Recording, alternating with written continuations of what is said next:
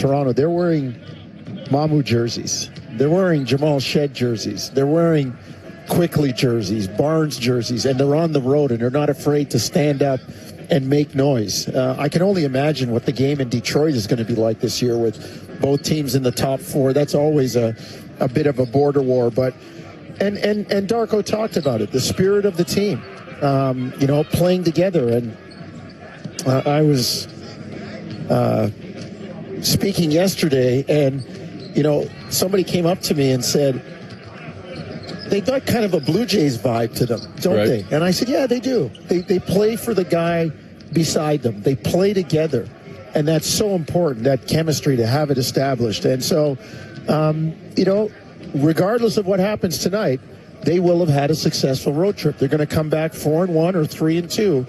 And either way, you've made up ground. So I like what this team has going forward. They're starting to get healthy.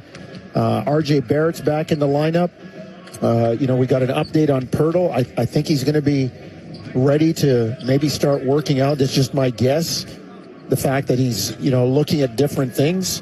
I like what this team has right now, Eric. Well, they're going to be having to be on their top of their game tonight, no doubt about it, against the defending champs. I like the fact that, as you just mentioned, even though Pirtle's still out, this team is otherwise healthy for the most part, and we can update you in real time. Jacoby Walter is scheduled to return to the lineup tonight, so he is available. Unfortunately, Colin Murray-Boyle is still unavailable, but there was some conversation earlier today about Emmanuel Quickly possibly missing this game with a sore ankle. He is going to play. He'll be in the starting lineup. So when you're facing an Oklahoma City team, and you've got almost your full complement, yeah, you're still down your big man, and that might be tough with the Chet Holmgren and otherwise, but you're rolling in with momentum, and this team has played very well in this road trip. The thing that does scare me, though, is Oklahoma City is coming off a bad home loss to Indiana, where Shea had 47 in the loss. Hard to think this team's going to lose two straight on their home floor. Do you want me to scare you even more? I was kind of setting you up for this one, but yeah, go ahead. Since the 23-24 season, Oklahoma City has the best home record in the NBA at 88-17. And they just, we always make the joke about, we did it with Steve Nash, we do it with Steph Curry, that, the guy misses a free throw as often as you and I pay mortgage, right? We don't see very many misses. Well, we saw an OKC loss in the last game. How rare is it that we see another one? That being said, the Raptors come in as a really good road team, having, won more games on the road this year to this point than they did all of last year. They won 12 on the road last year. They're 15-9 right now. In fact, they have more road wins than they do home wins. So, as rare as it might be, Toronto is very capable tonight, and I'll give you, when we get a chance, some keys to how they can do it. All right, let's get those keys after the commercial break as we await the tip-off and first the starting lineups and then the tip-off of the Raptors and the Thunder down in Oklahoma City, as that's all coming up next on Toronto Raptors basketball, brought to you by Tangerine Bank on the Sportsnet Radio Network, streaming on the Sportsnet app and at sportsnet.ca. Why is Kintec different? Because real comfort isn't about selling you a shoe size. It's about understanding your unique foot and how you move. That takes movement and foot health experts, not just salespeople. And sometimes it means going beyond footwear to find the right support to relieve pain so you can move with confidence. There are shoe stores, there are clinics. Then there's Kintec. Footwear and orthotics, together in step. Kintec Footwear and Orthotics. A serious car accident can turn your life upside down, but a team of trusted legal and medical experts can get it back on track. I'm David Himmelfarb, HimPro's managing partner. Let our team of highly rated injury lawyers build you a winning case fast to deliver a big settlement. This proven system for success is the HimPro Advantage, and it's real. Call 833-4HIMPRO or visit himpro.ca today. HimPro, serious results for serious injuries fast. HimPro. It's cold out there, folks. Minus 35. A lot of people going out today. And leave the winter blues behind when you give and get away at Canadian Blood Services. Escape to a donor center this winter and leave feeling a little lighter, brighter, and better. And when you book an Atanda blood or plasma appointment, you have a chance to win round-trip tickets for two, courtesy of Air Canada Foundation. No donation required. Give and get away this winter. Book at blood.ca/getaway and experience what you get when you give. Conditions apply. See full draw rules for details. What a tackle. Let's go to the sidelines. You're in the zone today, Matt. Really on your game. Yeah. Getting more sleep, not snoring all night. What a huge difference it can make. Problem snoring? Suffer from sleep apnea? Invest in yourself. Call Dr. Paulette Pillersdorf. She'll use her laser to help treat your snoring and oral appliance like a sports mouth guard for your sleep apnea. Your partner will thank you. Thanks, Matt.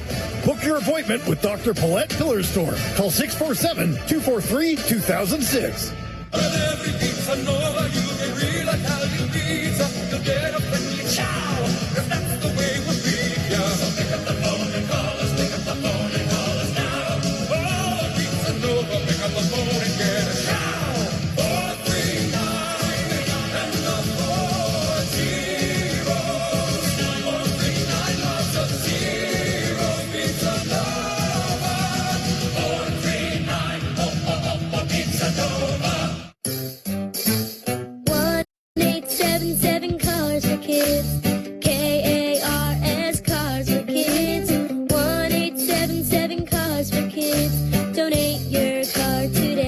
Ready to get rid of that old car? Donate it today at carsforkids.ca. That's cars with a K. Donation's super easy, and you'll get a maximum tax credit. 1-877-CARS-FOR-KIDS. Donate your car today.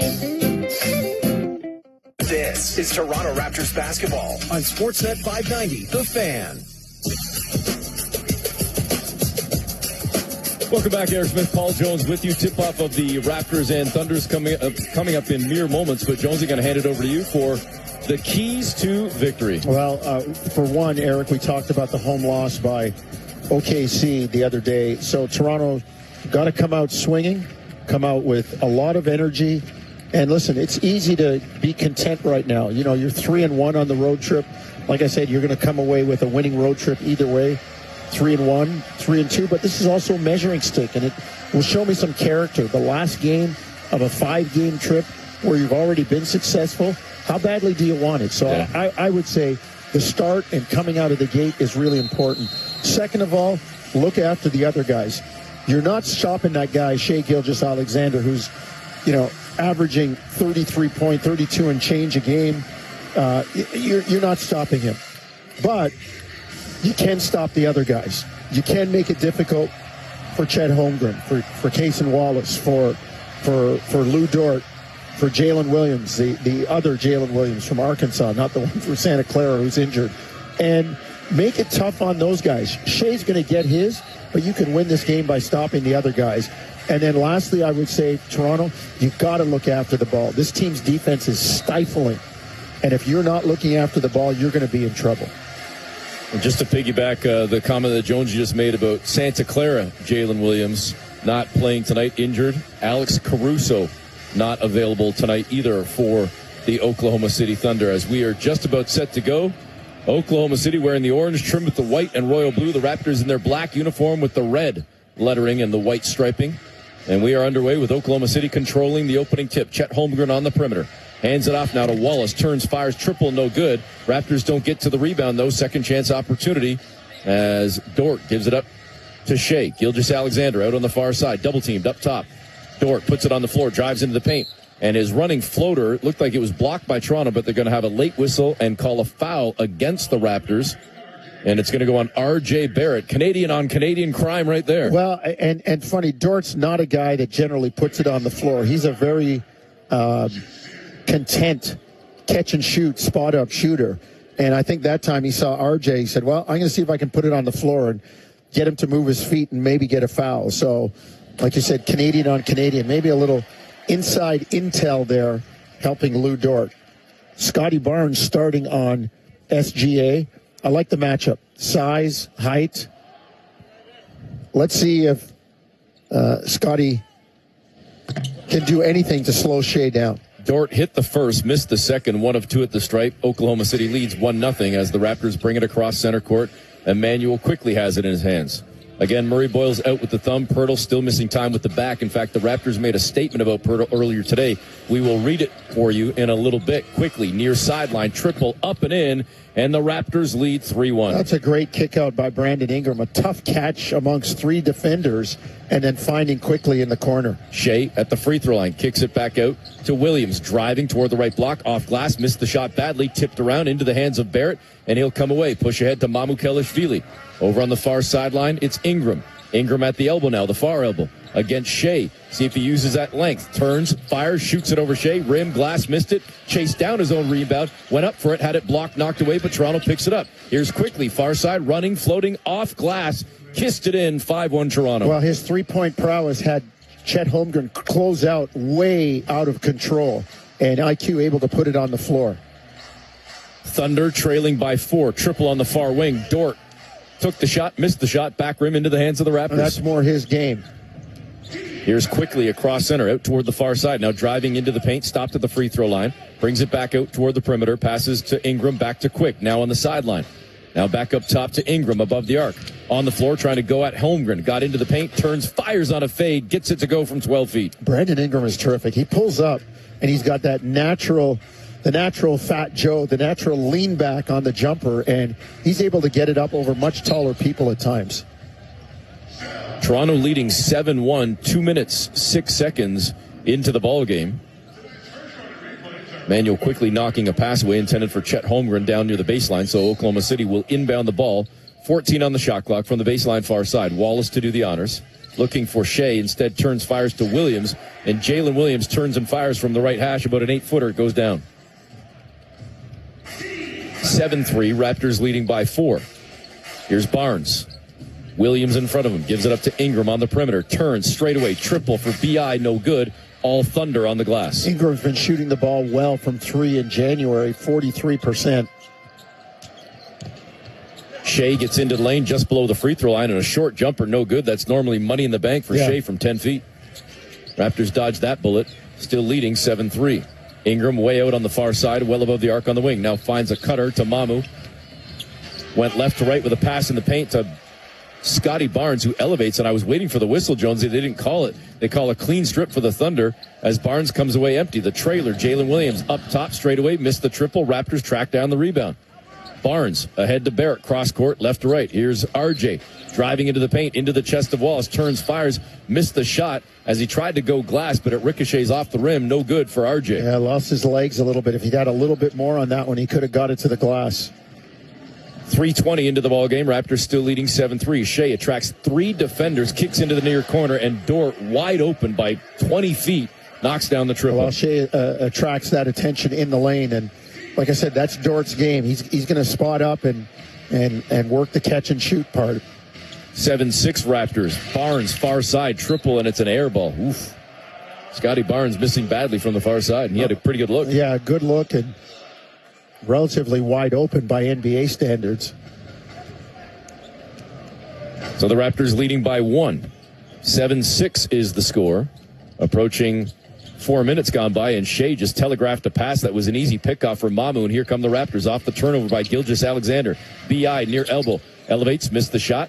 Back rim, no good. Another good look for Toronto, but they come up empty. Holmgren spins across center court for the Thunder. Now slows things down.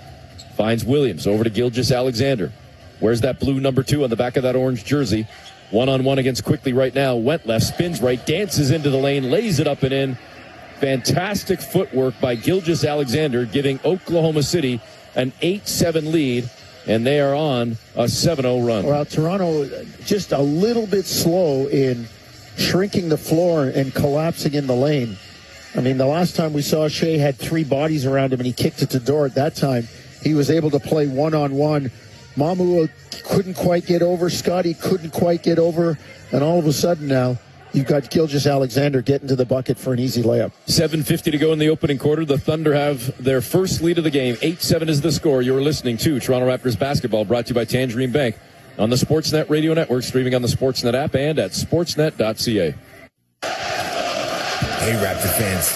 What would you rather have? More money or more vacation? Whichever you pick, it's a win-win. Just like hitting the 50-50 jackpot. When you buy tickets to the MLSE Foundation Lottery, you support kids and youth in communities across Ontario. Last season, over $1 million in jackpot prizes were won. That means more money and more vacation. Talk about a true win-win? Visit 5050wraps.com for your tickets today. BetMGM, authorized game.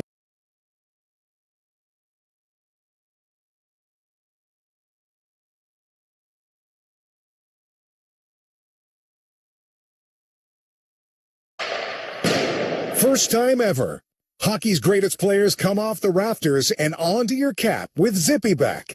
ZippyBack, a wearable collectible that snaps onto your cap. Serialized, officially NHLA alumni licensed, and limited for under $20. Visit ZippyBack.com and see which hockey alumni are in their very first Rafter series. Visit ZippyBack.com. That's ZippyBack.com. ZippyBack.com. Mode in a Subaru. No one knows exactly what they do out there. Usually snowboarding, sometimes skating if I find a pair that fits. Legendary winters await, so hurry into your local Subaru dealer for lease and finance rates as low as 0.5%. Conditions apply. See dealer for details. Subaru, uncommon comes standard. This is Toronto Raptors basketball on Sportsnet 590, The Fan. Welcome back, Eric Smith, Paul Jones with you. 7:50 to go in the opening quarter. 8-7 Oklahoma City leading.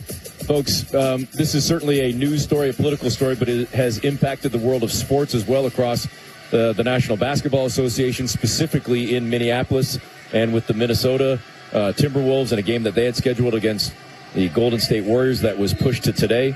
The National Basketball Players Association issued a statement earlier today following the news of yet another fatal shooting in Minneapolis, the second in 17 days, by the way.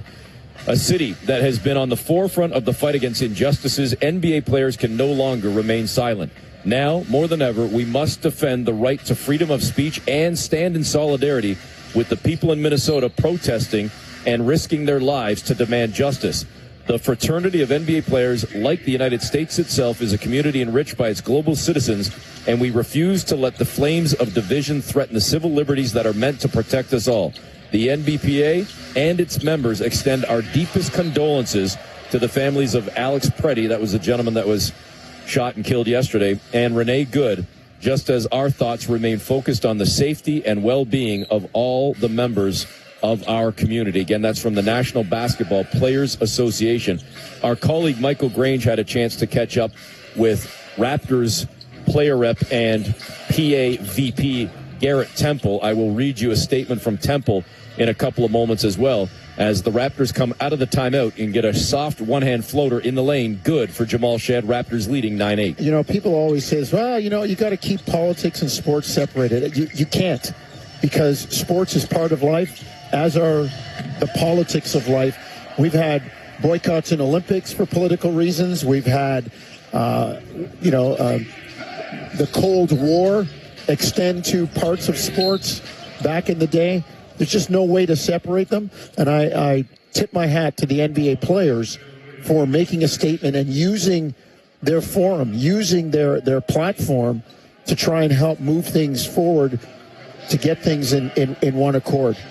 I echo everything you just said, Jonesy. Absolutely. Showing leadership where it's sadly missing in a lot of other areas and aspects of life. Bingo.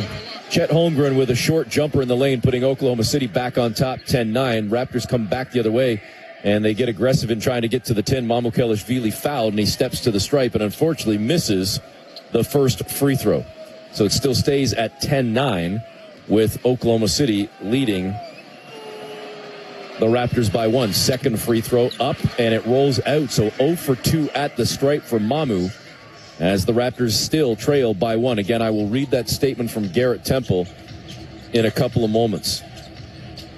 6:45 to go, opening quarter. Holmgren over to Dort on the wing near side. Three ball up, missed badly. And Jacoby Walter with the rebound. Great to see him back in the Raptor lineup. Mamukelashvili on the near side, over to Quickly. Sidestep triple is good for Quick, and the Raptors go up 12-10. How good has he played on this road trip? He's been really good. He's coming into his own. He's carving out his role. People want him to be one thing, and he's turned into something else. It's pretty good. Wiggins triple, no good for the Thunder. Raptors pull down the rebound, push ahead. It's Walter, hands off on the near side to Mamu on the sideline to Quickly. He drives into the paint, stops on a dime, a couple of head fakes, and Wallace bit on that one. Quickly fouled. And Emmanuel Quickly is going to go to the free throw line. IQ, a nice job getting into the lane, and that the authenticity of the shot fake, getting the ball above his head and shoulders, making it look realistic like he's going to shoot it, gets Wallace leaning forward, and IQ a chance to go to the line for a couple of free throws. So, Jonesy, again, this was the statement, the quote, the comment that Michael Grange, our colleague from Sportsnet, got from Garrett Temple, who's the Raptors player rep, but also the VP, the vice president of the National Basketball Players Association. This in regards to the ongoing situation with ICE in Minneapolis, in the United States in general. Temple said, quote, "We have a voice, and making sure that we use our voice. There are a lot of things that matter, a lot more than basketball, that are going on. Rules have to be followed, but that can be done while keeping your humanity." That, again, is from Garrett Temple. Thanks to Michael Grange for passing that along. As the Raptors get a free throw from Quickly, and then Quick misses the second. So Toronto having their issues at the stripe to start this game, just 1 of 4. But Toronto does lead 13-10. We're past the midway point of this opening frame. Mamukelashvili knocked that ball away. It hit Holmgren and went into the backcourt. The officials didn't see it. I think Jenna Schroeder missed that one. Holmgren has it back again on the near side, squaring to face. Now trying to shoot over Mamu and knocks it down on the jumper mid-range from about 18 feet. That's one, Eric, where Darko can push the button. There should be a silent challenge if it was found that it was Toronto ball or should have been. How about Shed leading Mamu, and with a hesitation in the lane, Lou Dort went for the block, got caught midair, fouled Mamu, and Mamukelashvili caught Lou Dort on his left shoulder and literally carried Dort safely back to the ground with one arm. Talk about strength. It's strength, and it tells me something about the sportsmanship by Mamu, too. He didn't duck and fling him off, which he would have had every right to do in trying to get the shot up to the basket as he misses the first free throw, but tells me a little bit about the character, too. Absolutely. I mean, he carried him, made sure he was safe, and not to whatever. I mean, it's a fact. His face was all but in Dort's groin, in his crotch as well, which didn't concern him as he was trying to make sure that he looked out for the safety of his fellow player. Yeah.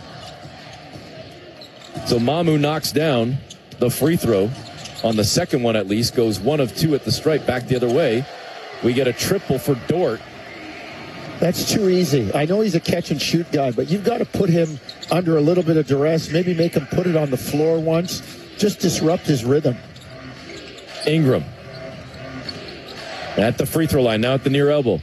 Turns, fires on a fade. Bucket is good for B.I. Great job. Again, pulls up from about 15, shoots it from like 17. Just no way to block that. Raptors leading 16-15, but not for long, as they don't stop the ball, and Wallace comes back the other way, drives straight to the tin, and a soft two-hand dunk goes down for Wallace. Now Ingram into the paint, turns, fires to Shed, over to Quickly, far wing 3 ball, no good. Down low, it's all Thunder on the glass. 17-16, OKC with the lead. 4:25 to go here in the opening frame. Here's Holmgren trying to get past Mamukelashvili, and he forces his way into the paint. We've got a reach-in foul going against Toronto. They're going to get it on Mamu. Yeah, I think Sandro can give a little bit more space. Holmgren shoots the ball well, but he shoots it a lot off the catch and shoot. I don't think you're going to see Chet Holmgren get into his, 2-dribble pull-up game very much. So Chet steps to the stripe with 4:17 to go in the opening frame, and the Thunder leading by 1. First free throw, no good for Chet Holmgren. Both teams having their issues. The Raptors 2 of 6, the Thunder 1 of 3. From the floor, OKC 7 of 14, the Raptors 6 of 14. Mamukelashvili checking out of the ballgame now for Toronto. Grady Dick into the game. Second free throw coming for Holmgren, taking his time, a long time at the stripe, turns, fires, and knocks down the free throw. Puts the Thunder up by 2. It's their largest lead of the game.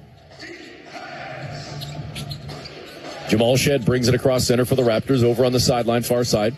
Ingram crossed up Dort, got into the paint, stopped on a dime, leans in on Holmgren. Lots of contact, no call. You got to be kidding me. with what's going on and what's being called, especially at the other end, it's got to be a foul. Got to be a foul. Here come the Thunder with a 2-point lead. They bobble the ball. They give it up. Jacoby Walter, nice job on the switch in fronting Chet Holmgren. And Holmgren with one hand, not securing the ball with two. Gave it up on the second turnover of the game for the Thunder. We'll see if the Raptors can take advantage. Here's Ingram at the far elbow. Tried to go into his dribble sequence, lost the ball, but it's picked up by Grady Dick over to Scotty Barnes. Far side driving to Grady Dick, cutting down Main Street. Lays it up and in as he weaves through some traffic to tie the game. Good find by Scotty. He also had Jacoby Walter coming down the baseline on the other side. Tied at 18, blowing a tire on the other end. It was Wiggins, but then as the Raptors tried to save the ball and maybe get out and running, Scotty Barnes hit the baseline in trying to come up with the loose orange. So it's going to stay with the Thunder with 3:22 to go in the opening quarter. Well, good job by the Raptors defensively. Grady forcing Wiggins and getting the ball popped loose. 18 apiece. R.J. Barrett's going to come back into the ball game for Toronto. Again, this is the fifth and final game of the 5-game road trip for the Raptors. Toronto 3-1 entering action tonight and off to a pretty decent start. Tied at 18 against the champs. Thunder get it in. It's Williams who hands off to Dort. Over to Joe, Isaiah Joe. Trying to get past Shed, goes over on the far side to Wiggins, who drives into the lane, now passes into the near corner, and Jang knocks down a triple for the Thunder to give OKC a 21-18 lead. That came on the breakdown of the penetration. Got to try to keep that guy in front of you. Ousmane Dieng with the 3-ball, his first points of the game. First points for the Thunder bench. Shed trying to answer back. North side 3, no good. All Thunder on the glass. Here comes OKC across center. On the near side, it's Dort. Crossed up Barrett into the lane. Now pulls back toward the free throw line. Out on the perimeter to Williams. Back on the wing to Wiggins. Got a step on Grady Dick. Bounces it down low to Williams. Picked off by Barnes, but couldn't squeeze and keep control. And again, it goes off Scotty out of bounds onto the baseline. It'll be Thunder ball after the timeout. Had two guys reading the mail there. Ingram actually had his hand on it first to deflect it and knock it away. Scotty just couldn't squeeze it. Pretty decent defense by the Raptors early on, even though OKC is shooting 53%. Toronto's activity is good, and they've got to keep that up for the entire game. 2:37 to go now in the opening quarter. The Thunder leading 21-18 on Toronto Raptors basketball, brought to you by Tangerine Bank on the Sportsnet Radio Network, streaming on the Sportsnet app and at sportsnet.ca. Hey, Raptor fans. What would you rather have? More money or more vacation? Whichever you pick, it's a win-win. Just like hitting the 50-50 jackpot. When you buy tickets to the MLSE Foundation Lottery, you support kids and youth in communities across Ontario. Last season, over $1 million in jackpot prizes were won. That means more money and more vacation. Talk about a true win-win? Visit 5050raps.com for your tickets today. Alpine News Network is here live with one of our superheroes. I have superpowered debt consolidation and human-powered rhymes. I met a homeowner. His name was Brett. He had a few bills, but don't you fret. Home equity loans is my skill set. Consolidating bills, that's what you get. Own your home? Need a loan? Alpine Credits can help. Alpine Credits, where homeowners get approved. Just for license 12616. The job is fabrication. The job is repair. And when you need to weld, Joseph Gas has your machine. Powerman, Millermatic, Maxstar, Trailblazer, Rebel, Square Wave, TIG. You don't have to wait. It's in stock. And right now, the in-store price is our own minimum for your benefit. More than 40 machines in stock by Lincoln, Miller, ESAP, Canaweld, and Hobart. If you've been holding out on that new welder, your wallet just called. Joseph Gas is the place to buy. That's Joseph with an F as in family. JosephGasses.com. This is Toronto Raptors basketball on Sportsnet 590. The Fan.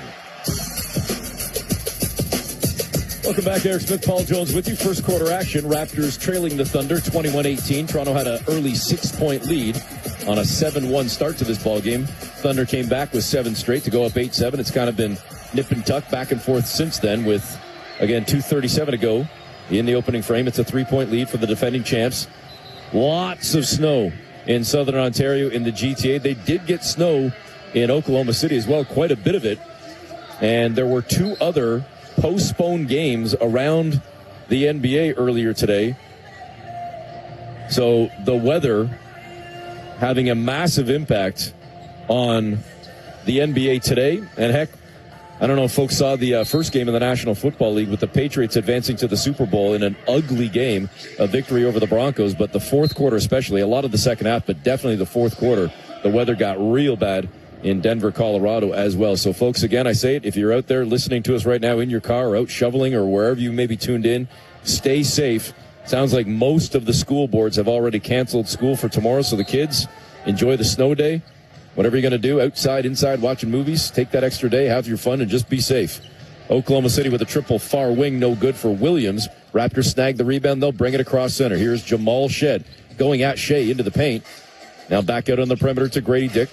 Up top straight away to R.J. Barrett. R.J. now trying to drive, getting toward the 10 in a lot of traffic past the Barnes. Catches, turns, fires, missed the shot, but he's going to get 2 free throws and a chance to pull the Raptors within 1. There's R.J. getting into the paint and making stuff happen. Scotty will be able to get to the free throw line. Great catch by Scotty Barnes on that one, too. Scotty's scoreless so far, does have 2 boards, 2 assists in the opening 6 minutes for him. Team high in terms of minutes played is Brandon Ingram with 9. B.I. getting a rest on the bench right now as Barnes knocks down the first free throw. We'll keep you updated on the second game in the National Football League throughout the evening. It's the NFC Championship with right now Seattle leading 10-6 with 5:25 to go in the second quarter. Barnes makes the second free throw, 21-20. Raptors cut it to 1.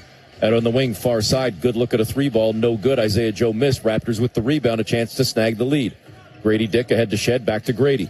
Grady got a step now into lane, got by Wallace, got to the 10, missed the layup. Ball tipped around down low, and Oklahoma City trying to come away with it, but they can't as Ochai Agbaji slides in to take it. Barnes 3-ball straight away, too strong. Thunder with the rebound. Good job by Ochai and Grady, both competing really, really well on the offensive glass. Williams for the Thunder. Under the 10, Barrett there as Williams tried to go from left to right, then stopped on a dime, waited, hesitated, and Barrett got caught with the foul. And that's going to send Williams to the free throw line for 2.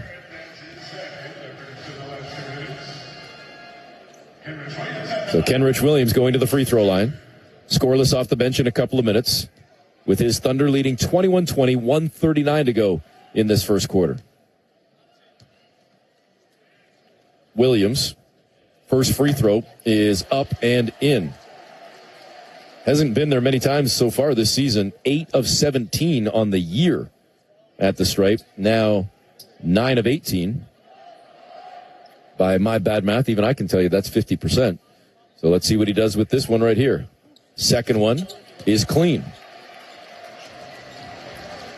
Thunder regain their 3-point lead with 90 seconds to go in the opening frame. Jamal Shed bringing it across center court, calling out the play. Right hand up in the air, trying to direct traffic. Looked like Grady was confused by the call for a moment. Now he comes up high to try and set a screen. Shed goes the other way. Hands off to Barrett. Barrett was looking for a lob, and I don't know if that was intended for Ochai or for Barnes, but it actually deflects. Did that go off the backboard, Jonesy? Yeah, it did. It hit the corner of the backboard. It was for Scotty on the roll. Scotty wasn't aware, though. Raptors got the ball after that kind of crazy play, but unfortunately they couldn't come up with a triple from Shed, and guess what? Thunder come back the other way, and they indeed get a triple from Wiggins and open up a 6-point lead, largest of the game. Shed to Barnes. Out in the corner to Barrett. 3-ball is good. RJ answers back to cut it to 3. Nice job. RJ doing a good job on his catch and shoot there. Good shot prep. I believe we now got an Ochai Agbaji foul call. That's going to be his first. And we're in the bonus now, so it's more free throws coming for the Thunder. They are 4 of 6 as a team. The Raptors just 4 of 8 as a team. 3-point lead for the Thunder as Shai Gilgeous-Alexander steps to the stripe. 2 points in the game for Shai. 1 of 2 from the floor, knocks down his first free throw. 54.7 seconds to go. Shea coming off a huge night, 47 against Indiana, and unfortunately a loss for his team. I'm sure he'd trade a couple of buckets for a W.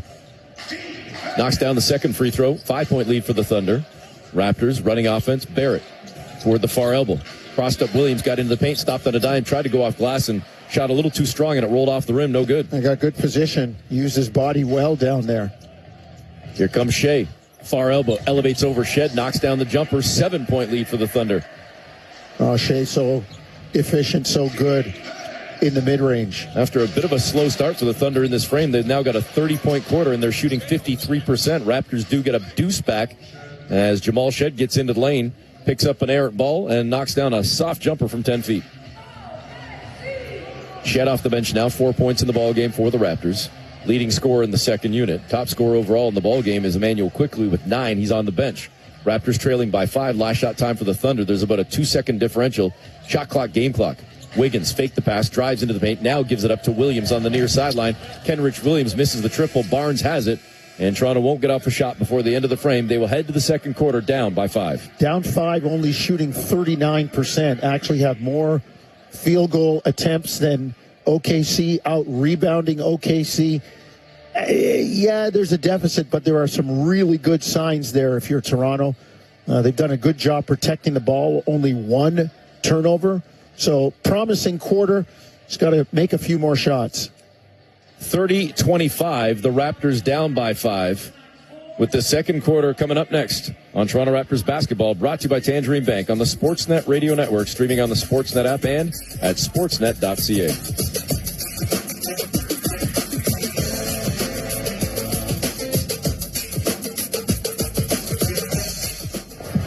This ascent isn't for everyone. You need grit to climb this high this often. You've got to be an underdog that always over-delivers. You've got to be 6,500 hospital staff, 1,000 doctors, all doing so much with so little. You've got to be Scarborough. Defined by our uphill battle and always striving towards new heights.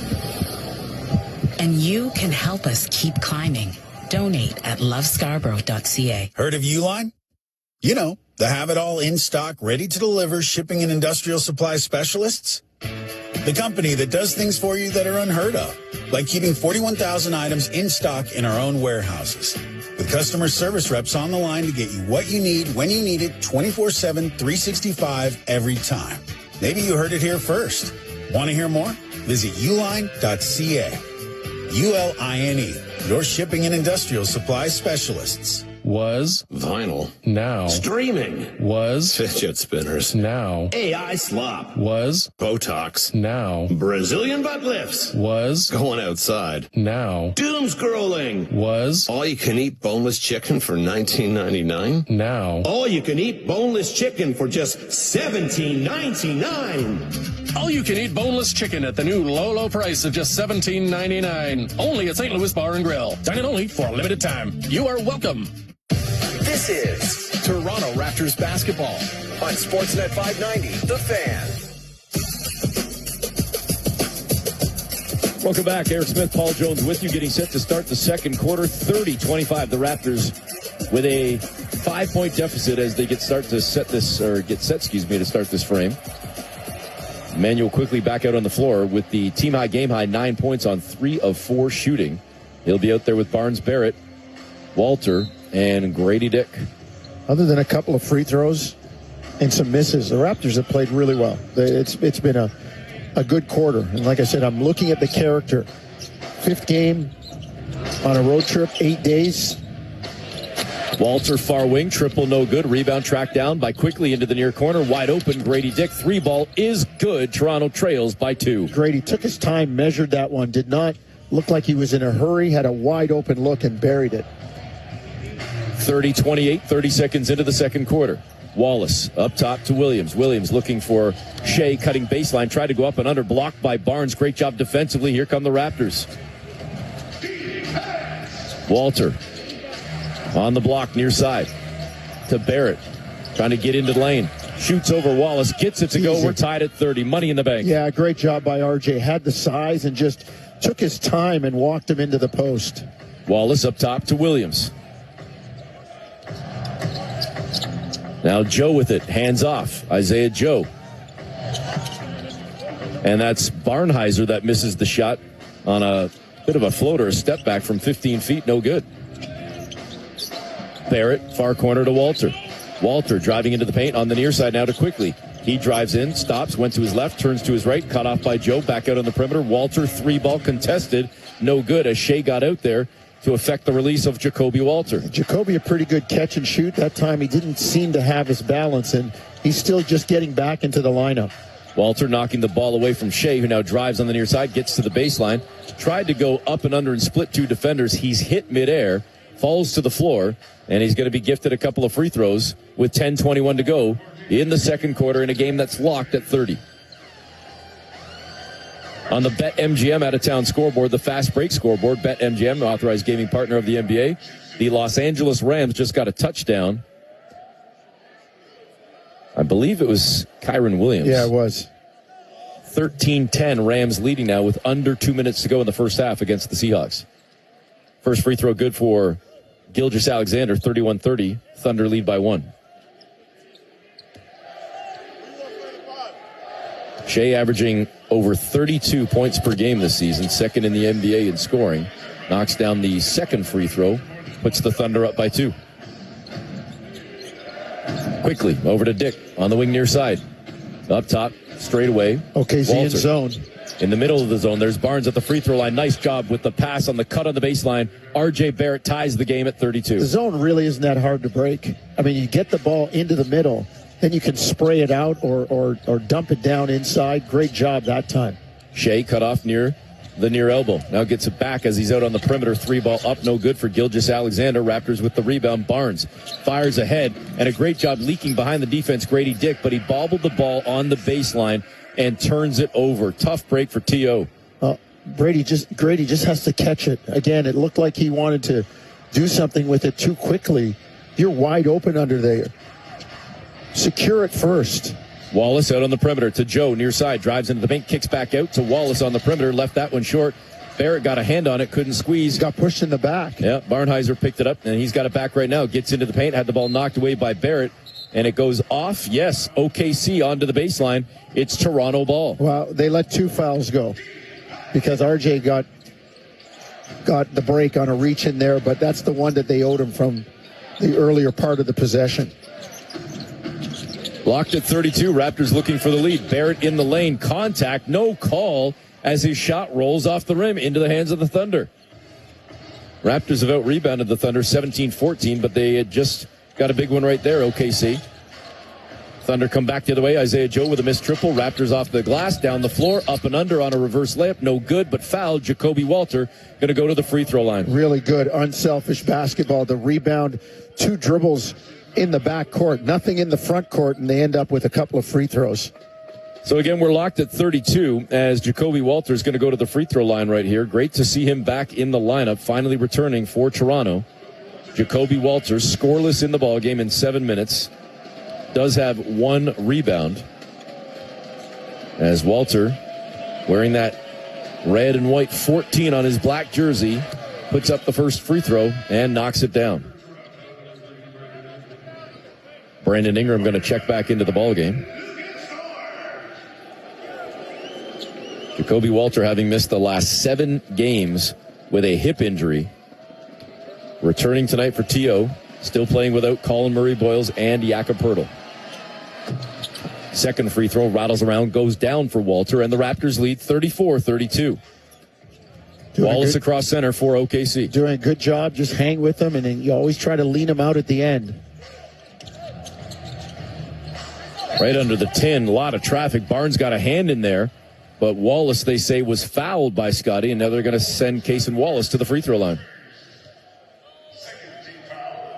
The Raptors took advantage of Oklahoma City a couple possessions ago by getting the ball in the middle. That's about the second or the third time that OKC has run a middle screen and roll and had somebody going into the lane wide open. The back guys in the coverage for Toronto have to be more aware on the help side and pinch, be a little more active, get into the lane, maybe knock the ball away, deflect it, but it's too late once the guy catches it that low.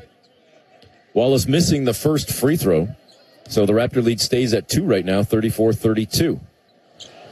Second free throw good, the Raptor lead cut to 1. 8:45 to go here in the first half. Quickly across center, gives it up to Mamukelashvili, back to Quick. who gives it back to Sandro straight away with a 3-2 strong back rim into the hands of Wallace.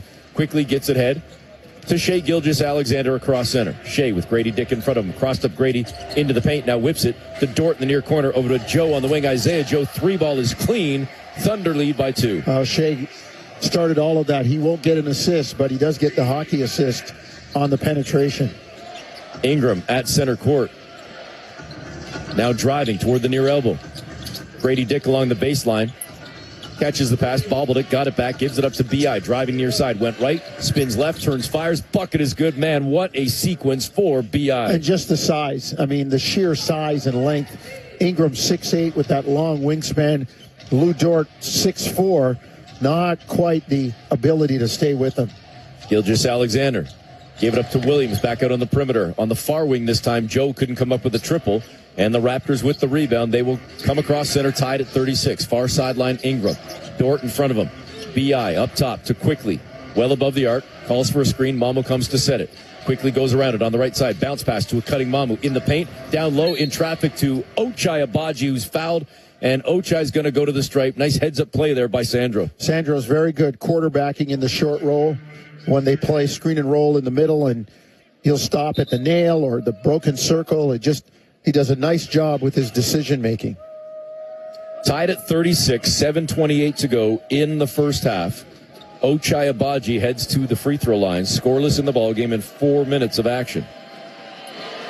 First free throw, no good. The Raptors having some serious issues tonight at the stripe, shooting only 6 of 11. Leaving points on the board, no question. And we've got a timeout on the floor called by OKC. So we will step aside for the break. Again, 7:28 to go in the half. Tied at 36. Raptors do have one more free throw coming and a chance to grab the lead when we continue on Toronto Raptors basketball. Brought to you by Tangerine Bank on the Sportsnet Radio Network, streaming on the Sportsnet app and at sportsnet.ca.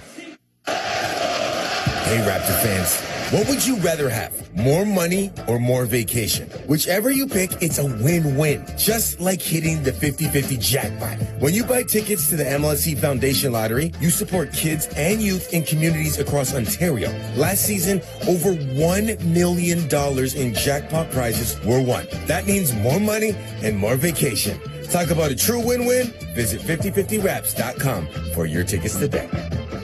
It's cold out there, folks. Minus 35. The Olympics are going out today. And leave the winter blues behind when you give and get away at Canadian Blood Services.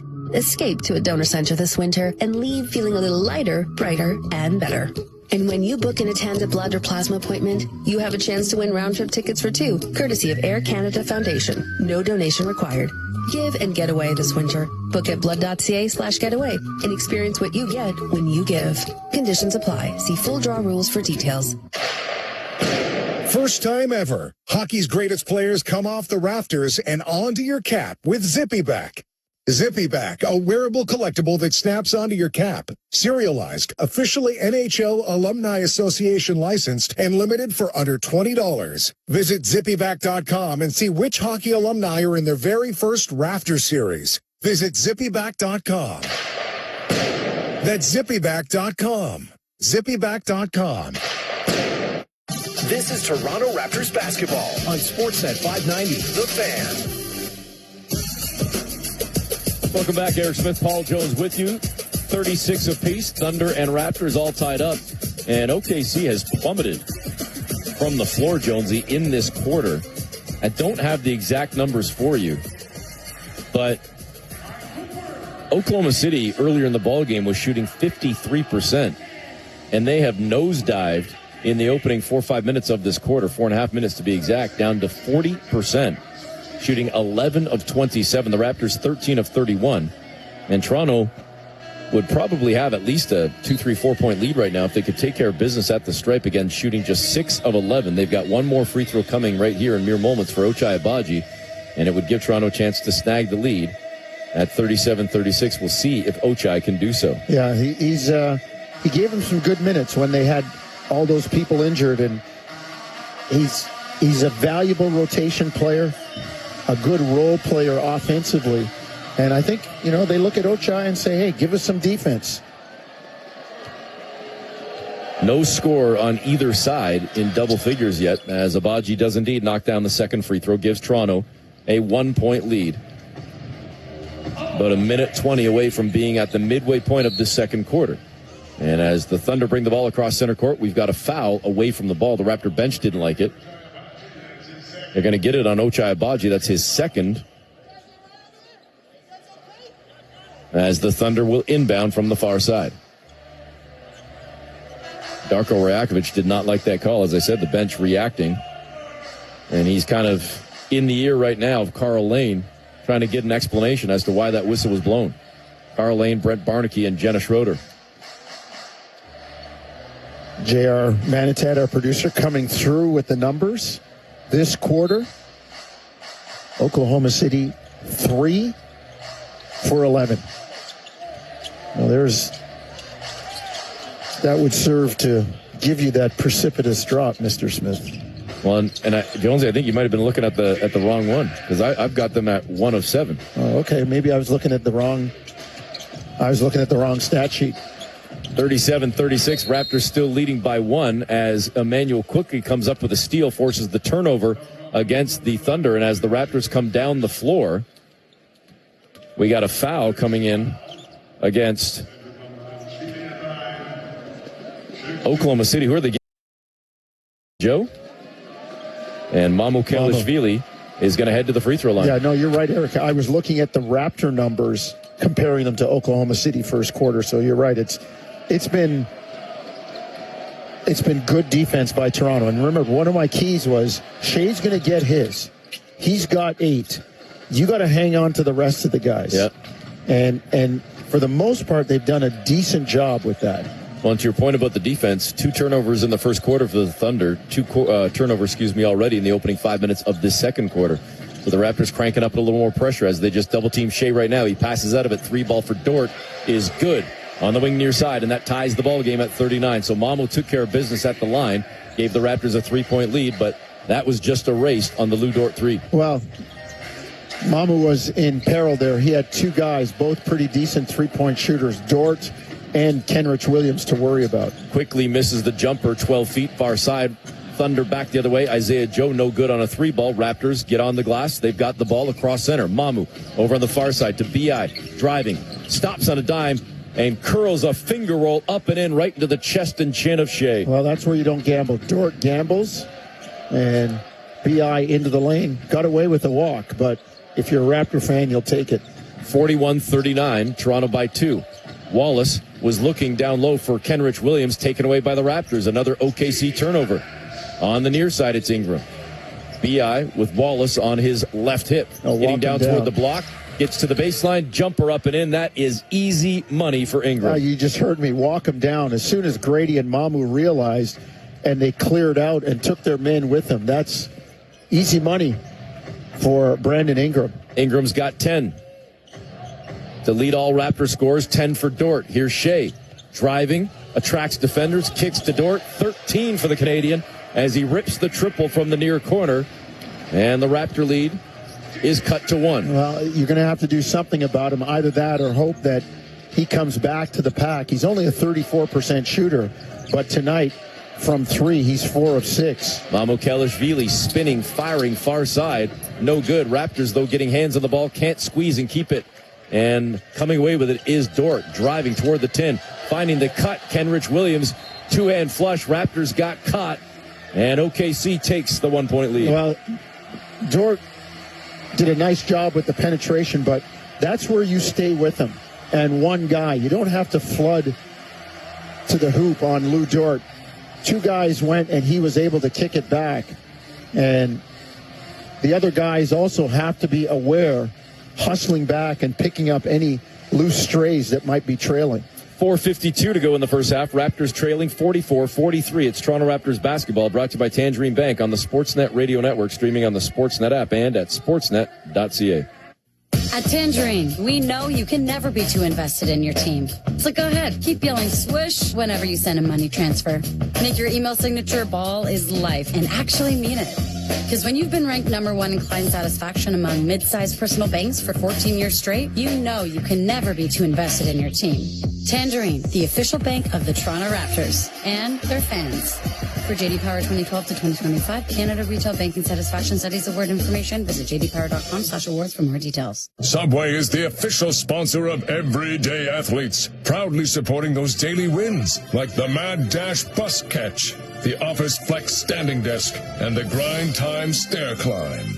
It's everyday athletes like you who inspired Subway's new Fresh Fit menu. 5 new subs with at least 21 grams of protein and under 500 calories each. Subway, eat fresh, feel good. Freshly prepared. Fresh Fit subs and nutrition facts refer to 6-inch subs built to formula.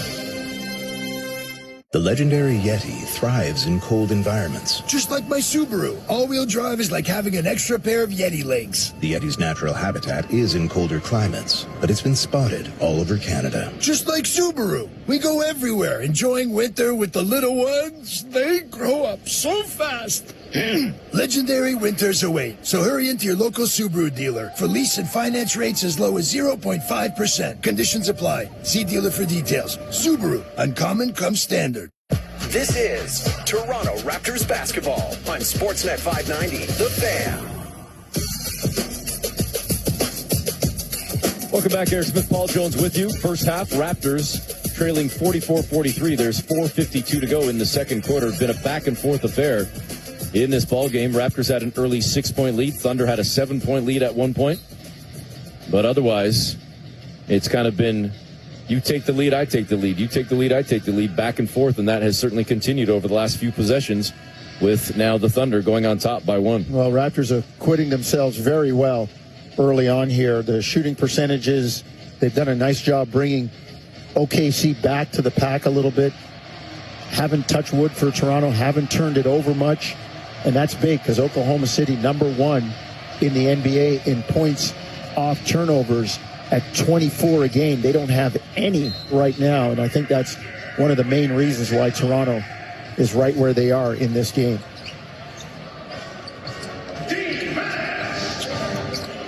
Raptors with the ball out of the timeout, trailing by 1. Ingram into the paint, passes off, Shed wide open near sideline, missed badly on a triple. Lou Dort with the rebound. Thunder across center with 4:25 to go in the first half. Wiggins tried to step into a 3-ball, and a great job of Scotty Barnes getting out on the perimeter, getting a hand and blocking the shot. Shed down low to Barnes, turns, fires, and no call. And somehow, some way, they say the ball is also off Scotty. Wow. Carl Lane with the no call. I don't know how that wasn't a foul on Wiggins. Thunder with the ball across center. Joe looking for a screen. Holmgren sets it. Isaiah Joe goes around it. Stepping into a 3-ball on the wing and knocks it down clean. And the Thunder build their lead up to 4. 47-43, 3:45 to go in this second quarter. Shed to Mamu, back up top to Jamal Shed. Now driving, sidestepping, sucked in defenders, up top to Mamu, wide open triple, rattled around and popped out. But Scotty Barnes held down low by Kenrich Williams. It's a foul on the floor against the Thunder. It will keep this trip down the floor, this possession, alive for Toronto. A really nice job by Scotty, fighting for position and trying to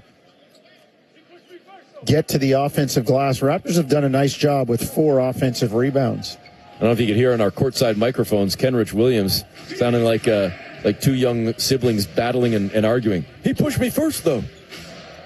And obviously Carl Lane didn't see that. Raptors get the ball in, Shed down near the left block. Now spinning in the paint, turning, firing, and floating one up and over the outstretched arm of Chet Holmgren. Smallest man on the floor, Jamal Shed, gets it done. Well, they run that inbound play, and they get that shuffle cut, I'm telling you, about at least 2-3 times a game.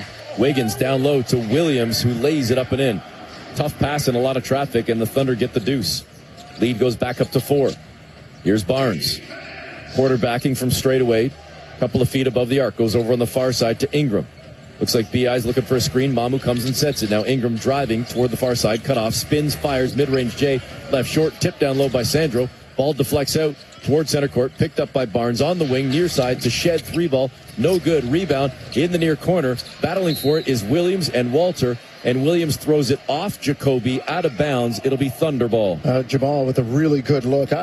Listen, if you're Toronto, you take those. That's a shot that he knocks down with regularity. I think Toronto's doing a good job scrapping for the glass. Just got to finish this quarter well. Raptors 4 of 16. Shed 0 of 4.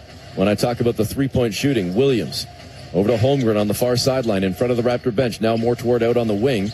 Picked up by Jacoby Walter. Chet Holmgren, lanky, lean, spinning, and had the ball knocked away. Great dig there by Walter. Ingram to Mamu, to the 10, lay it in. Defense feeds offense. Getting out and running, classic fast break, BI, getting it in the middle. That's a pretty good pass because he bobbled it just seconds before. 49-47. Dort on the wing to Joe, up top to Williams. 3-ball, no good. Battling down low, Shed and Dort. And Shed deflects the ball into the hands of Mamu. Raptors bring it across center. Walter to a cutting Mamu Kelishvili dunks it down, and the Raptors tie it at 49. Sandro did a really nice job outrunning Dort. They were the last men down the floor for their respective teams, and Sandro just turned on the juice at the right time. Wiggins at the far elbow. Can't shake free from Scotty Barnes. Goes over to Lou Dort, driving on the near side. Got to the 10, then tried to drop a pass to Wiggins, and the ball was bobbled, picked up by Toronto. Here comes Mamu. Over on the far sideline to Shed. Behind the back pass to Mamu Kelishvili.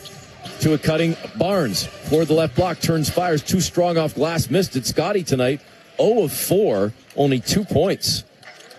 He has played great defense, but the offense not there for Barnes. Not yet, at least. Yeah, exactly. Not yet. You're hoping the second half will be better. Holmgren in the lane, bobbled it, got it back. Out on the perimeter to Wiggins. Wiggins drove, kicked into the corner to Williams. Looked like he used a forearm to clear some space with Walter. And as he got to the 10 and elevated, he had the ball knocked away. The Raptors get yet another stop and another OKC turnover. Here comes the Raptor offense with 57 seconds to go. Shed leading Walter. Turns and fires a pass right on the block to Scotty Barnes, who kissed the glass, got it to go. His first bucket of the game right after we were talking about it. And the Raptors lead 51-49. That's something that Oklahoma City had done really well. The middle screen and roll, the roll man going down the lane or looking to quarterback in the short roll, and the defense too spread because they're worried about three-point shooting. Well, that time Scotty comes in from the near baseline. Really nice offense by Toronto. Well, we already did it earlier in the half, but hey, we love our friends at BetMGM, so we'll do it again. The Fast Break Scoreboard brought to you by BetMGM, authorized gaming partner of the NBA. With 20 seconds to go in the first half, the Seattle Seahawks have taken a 17-13 lead over the LA Rams. A Jackson Smith-Njigba touchdown, again giving the Seahawks a 4-point lead with 20 seconds to play. I've given you the football scores a couple of times. How about in the NBA? Detroit blows out Sacramento earlier today, 139-116 the final. On an emotional day in Minnesota, the Timberwolves lose big. Warriors with a 111-85 victory. Denver-Memphis was postponed. Dallas-Milwaukee postponed. In action right now, San Antonio trailing by 9 at the half against the Pelicans. And later on tonight, Miami at Phoenix, Brooklyn in LA to face the Clippers. We get set to resume action in Oklahoma City. Raptors leading by 2. And how huge would it be to see Toronto win 4 straight to close out a West Coast road trip? They started with a loss in LA against the Lakers. They have won 3 in a row since. Looking to see if they can at least go into the half with a lead, but we've still got 45 seconds to go. Gilgeous-Alexander brings it up across center. 8 points in the first half for Shea. Jacoby Walter in front of him. Now driving toward the far side, leans in with a lot of contact on Jacoby Walter, then falls to the floor on the baseline, gets the call, and he's going to get a chance to go to the line and tie this game. Well, he pushed off with the left arm, and that's the one, Eric, that I talk about. Referee's got to call offensive fouls. If Jacoby flops on that one, he might get the call. He's got a really good chance of getting the call. But it's a phenomenon where one begets the other. The flopping is created because the officials seem to call reactions. There's no doubt in my mind that Shea leaned in twice with the forearm there, but there was no call. Shea missing the first free throw, a rare miss. He shoots 89% at the free throw line. Second one up and in. 51-50. Raptors leading by 1. 33.4 seconds to go here in this first half. Emmanuel Quickley will bring it across center on that big OKC logo. Wallace on his right hip. Quickley backing up a little bit more, clearing some space. Shot clock down to 8. Quickley's out on the wing far side. On a switch, he's now picked up by Wiggins. Nobody else has touched the ball yet. And stepping back into a 3, nobody needs to touch the ball as Quickley buries the triple to push the lead to 4. Really nice footwork. 7 seconds to go. Here comes Shea in the paint. Out to Holmgren on the wing. Near side. 3 ball, no good. Rebound to Barnes. Barnes will throw it the length of the floor and chuck it over the backcourt into the baseline. And the Raptors will go into the half with a 54-50 lead in OKC. Pretty good half for Toronto. Only shooting 42%, but they have 10 more field goal attempts than OKC. The team that preys on its opponent's points off turnovers, Oklahoma City has 0. Only 2 turnovers for the Raptors, not allowing any points. It's been a good half for Toronto. And you know what? Had they made a few more shots, this thing could have been better. But you don't get greedy. Take what you have now. They've made 4 more field goals. They've taken 10 more shots. Right. But they've made 3 fewer 3 balls, and they've scored fewer free throws despite the same amount of attempts. So they're giving away some opportunities. But Jonesy, man, 54-50, you'll take that, no doubt. Really good half. All right, Daniele Franceschi's coming up with the halftime show. Then we will return for second half action as the Raptors again lead at the break by 4 on Toronto Raptors basketball. Brought to you by Tangerine Bank on the Sportsnet Radio Network, streaming on the Sportsnet app and at sportsnet.ca.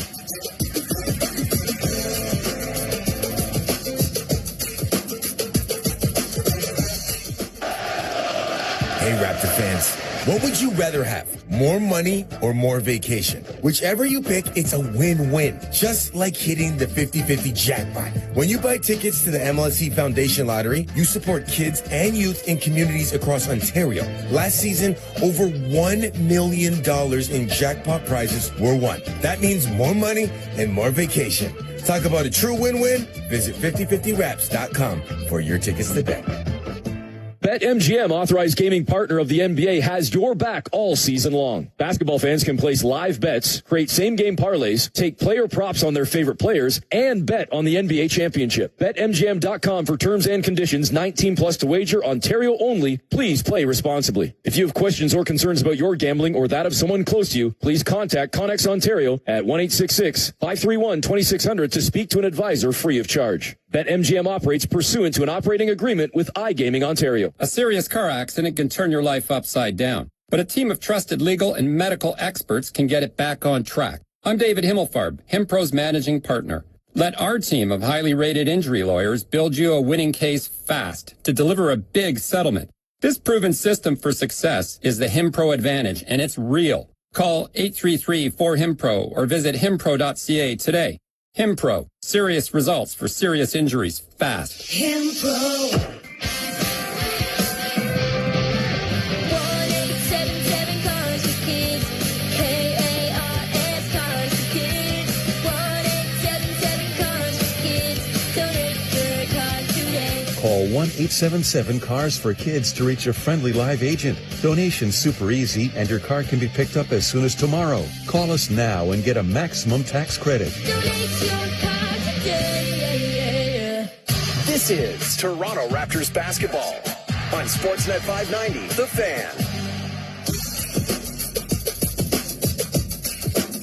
It's been a while since the Raptors have picked up a win in Oklahoma City. You have to go all the way back to February the 9th of 2022. They've lost 4 straight at what is now the Paycom Center, home of the defending NBA champion, Oklahoma City Thunder. Welcome into our Raptors halftime show. I am your host, Daniele Franceschi. Good news on that point.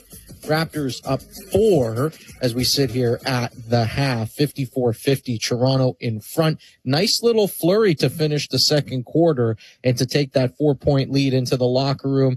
Darko Rajakovic, smart little tidy timeout with 4:52 left in the second quarter. And then from that point forward, the Raptors ended the half on an 11-6 run to take a lead into the locker room. Let's take a peek at our halftime box score, get you up to speed with what's going on in this ball game. For the Raptors, a couple of players in double figures offensively. Emmanuel quickly with 12, leading the charge. He's 4 for 6 from the field, 3 triples, and that's important because the Raptors as a team not shooting particularly well from beyond the arc. It's 5 for 17 in the ball game. That's 29% thus far. And then, of course, it's the man who is automatic in the mid-range. Brandon Ingram, he's in double figures with 10 points, 5 for 11 from the field. Feels like a lot more than that, frankly, just because his buckets are always so silky smooth and pretty cool. But he's got 10 points, a couple of assists, a couple of rebounds as well. Tough shooting half for Scotty Barnes as well as Sandro Mamukelashvili.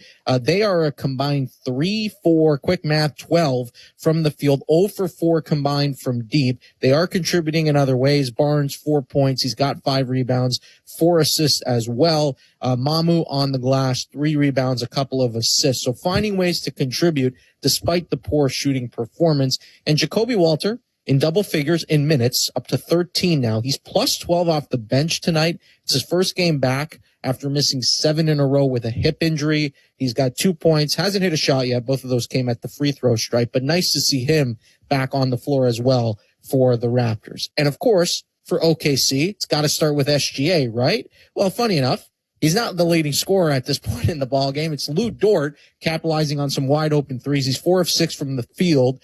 All of those from 3-point territory. He's up to 13 points. SGA not far behind, 9 points, 3 assists on 2 of 5 shooting for Gilgeous-Alexander. Worth noting, he is sitting at 116 consecutive games with 20 points or more. The NBA record is 126. That is owned by Wilt Chamberlain. So something to monitor here as you watch the second half. Not that Shea is incapable. You're certainly going to want to keep him, never mind 20. If you can keep him under 30, that's a massive accomplishment. But he's sitting at 9 here at halftime. A lot going on in the sports world today. We got some football, playoff football, of course, determining our matchup for Super Bowl 60. And we'll get you up to speed with what's going on right now in the NFC title game as well.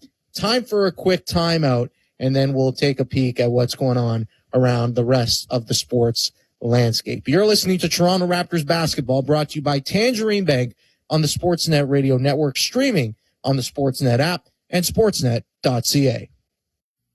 Feet again? Yeah, I wish I could find a place with real solutions for this foot pain. Sounds like the experts at Kintec. Yeah, but I need experts who actually understand my feet and how I move. That's Kintec. You know, more than a shoe store, but not really a clinic either. Like, Kintec. Kintec? Yeah, expert fit shoes, orthotics, and bracing. Designed to relieve pain and support how you live and move. That's it. Blinmac. Kintec. Right. What you said. Kintec footwear and orthotics.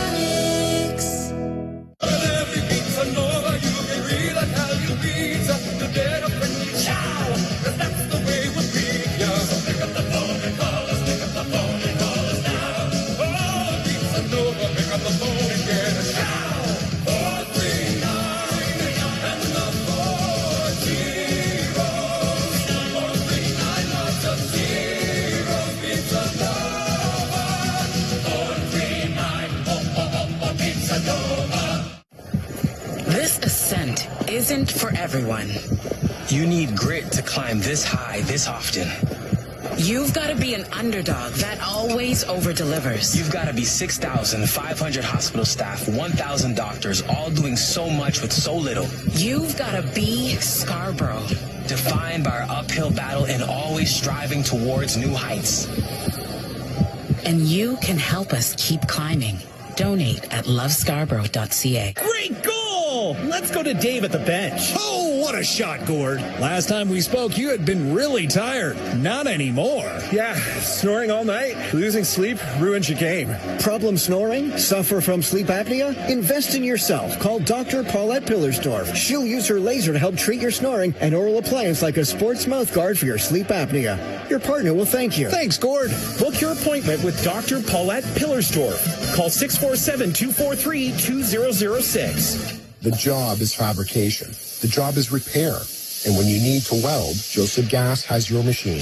PowerMate, Miller-Matic, Maxstar, Trailblazer, Rebel, Square Wave, TIG. You don't have to wait. It's in stock. And right now, the in-store price is our own minimum for your benefit. More than 40 machines in stock by Lincoln, Miller, ESAP, Canaweld, and Hobart. If you've been holding out on that new welder, your wallet just called. Joseph Gas is the place to buy. That's Joseph with an F as in family. JosephGasses.com. This is Toronto Raptors basketball on Sportsnet 590, The Fan. On a snowy night in Toronto, it's the Raptors turning up the heat in Oklahoma City. Right now, nursing a 54-50 lead at the half against the NBA leading Oklahoma City Thunder. And, yeah, I mean, they still are obviously the Thunder and they're championship contenders. I mean, it bears mentioning, started the season 24-1. They're 13-8 since then. So if you're ever going to catch them, maybe this is the time where they're kind of vulnerable, missing a bunch of dudes, and there hasn't been a lot of continuity in terms of rotations for Mark Daigneault and company. Welcome back to our Raptors halftime show. I am your host, Daniele Franceschi. Eric Smith, Paul Jones, they will have the call of second half action from OKC in mere moments. But now, let's take an opportunity to visit our MGM Fast Break Scoreboard, brought to you by BetMGM, an authorized gaming partner of the NBA. 7 games in the association on this Sunday. Weather causing the postponement of the Nuggets in Memphis. Of course, many regions across the United States and right here in Canada dealing with some inclement weather on this Sunday and even leading into tomorrow to begin the work week. Result from earlier today, the Pistons beating up on the Kings 139-116 at home. The Warriors over Minnesota 111-85. We had another postponement today. I'm just seeing this now. Dallas and Milwaukee postponed as well. The late tip tonight, it is the Brooklyn Nets at the LA Clippers. That one tips off at 9 p.m. Eastern time. Meanwhile, over in the NFL, it is the New England Patriots, champions of the AFC. They are through to Super Bowl 60. Right now, it's halftime of the NFC title game. The Seattle Seahawks leading the LA Rams, all NFC West showdown, 17-13. That's been a whale of a ball game in Seattle. And last Raptors note to pass along before we get you out to OKC for second half action. Jakob Poeltl, we got an update on him earlier today, which was essentially, there's really no update. He's been receiving some pain treatment back in Toronto, but unfortunately still no timeline for his return. So things still up in the air as the trade deadline looms in just over a week from now. Eric Smith and Paul Jones, they have the second half call from OKC. You're listening to Toronto Raptors basketball, brought to you by Tangerine Bank on the Sportsnet Radio Network, streaming on the Sportsnet app and sportsnet.ca. Tell us about the olden days, Grandpa. Well, back in my day, all-you-can-eat boneless chicken was just $19.99, if you can believe it. That doesn't make any sense, Grandpa. All-you-can-eat boneless chicken at St. Louis Bar and Grill is now just $17.99. Let's get you back to bed. But I'm not even tired. All you can eat boneless chicken at the new low price of just $17.99. Only at St. Louis Bar and Grill. Dine in only for a limited time. You are welcome. First time ever, hockey's greatest players come off the rafters and onto your cap with ZippyBack. ZippyBack, a wearable collectible that snaps onto your cap. Serialized, officially NHL Alumni Association licensed, and limited for under $20. Visit ZippyBack.com and see which hockey alumni are in their very first Rafter series. Visit ZippyBack.com. That's ZippyBack.com. ZippyBack.com. Heard of Uline? You know, the have-it-all in-stock, ready-to-deliver shipping and industrial supply specialists. The company that does things for you that are unheard of, like keeping 41,000 items in stock in our own warehouses. With customer service reps on the line to get you what you need, when you need it, 24/7, 365, every time. Maybe you heard it here first. Want to hear more? Visit uline.ca. ULINE, your shipping and industrial supply specialists. The legendary Yeti Born to handle ice, snow, and the harshest conditions imaginable. Hey, that's like a Subaru with all-wheel drive. The mighty Yeti uses its impressive strength to navigate any terrain. Like the X mode in a Subaru. No one knows exactly what they do out there. Usually snowboarding, sometimes skating if I find a pair that fits. Legendary winters await, so hurry into your local Subaru dealer for lease and finance rates as low as 0.5%. Conditions apply. See dealer for details. Subaru, uncommon comes standard. Subway is the official sponsor of Everyday Athletes, proudly supporting those daily wins like the Mad Dash bus catch, the Office Flex standing desk, and the Grind Time stair climb. It's everyday athletes like you who inspired Subway's new Fresh Fit menu. 5 new subs with at least 21 grams of protein and under 500 calories each. Subway, eat fresh, feel good. Freshly prepared. Fresh Fit subs and nutrition facts refer to 6-inch subs built to formula. This is Toronto Raptors basketball on Sportsnet 590, The Fan.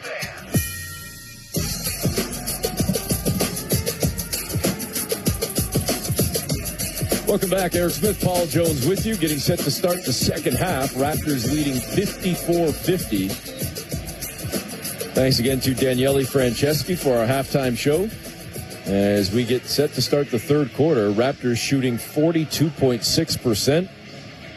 Just a tick behind the Thunder at 43.2%, but more of note, Jonesy, how about Shai Gilgeous-Alexander with only 9 points in the ballgame that was on 2 of 5 shooting? That was something when I talked about the others, like Lou Dort's the leading scorer right now. They've done a pretty good job of kind of keeping Shai in check, keeping him quiet. I don't know how long you can do that, but as I said, concentrate on not letting the other guys go off.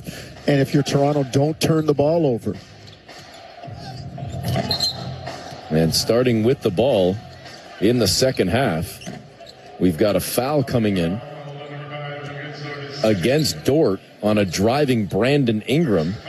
And B.I. is going to get a chance to go to the free throw line for the first time tonight. Ingram with 10 points in the first half, but again, none of them coming at the stripe. He was 5 of 11 from the floor, a couple of rebounds and 2 assists as well, adding 1 block for good measure.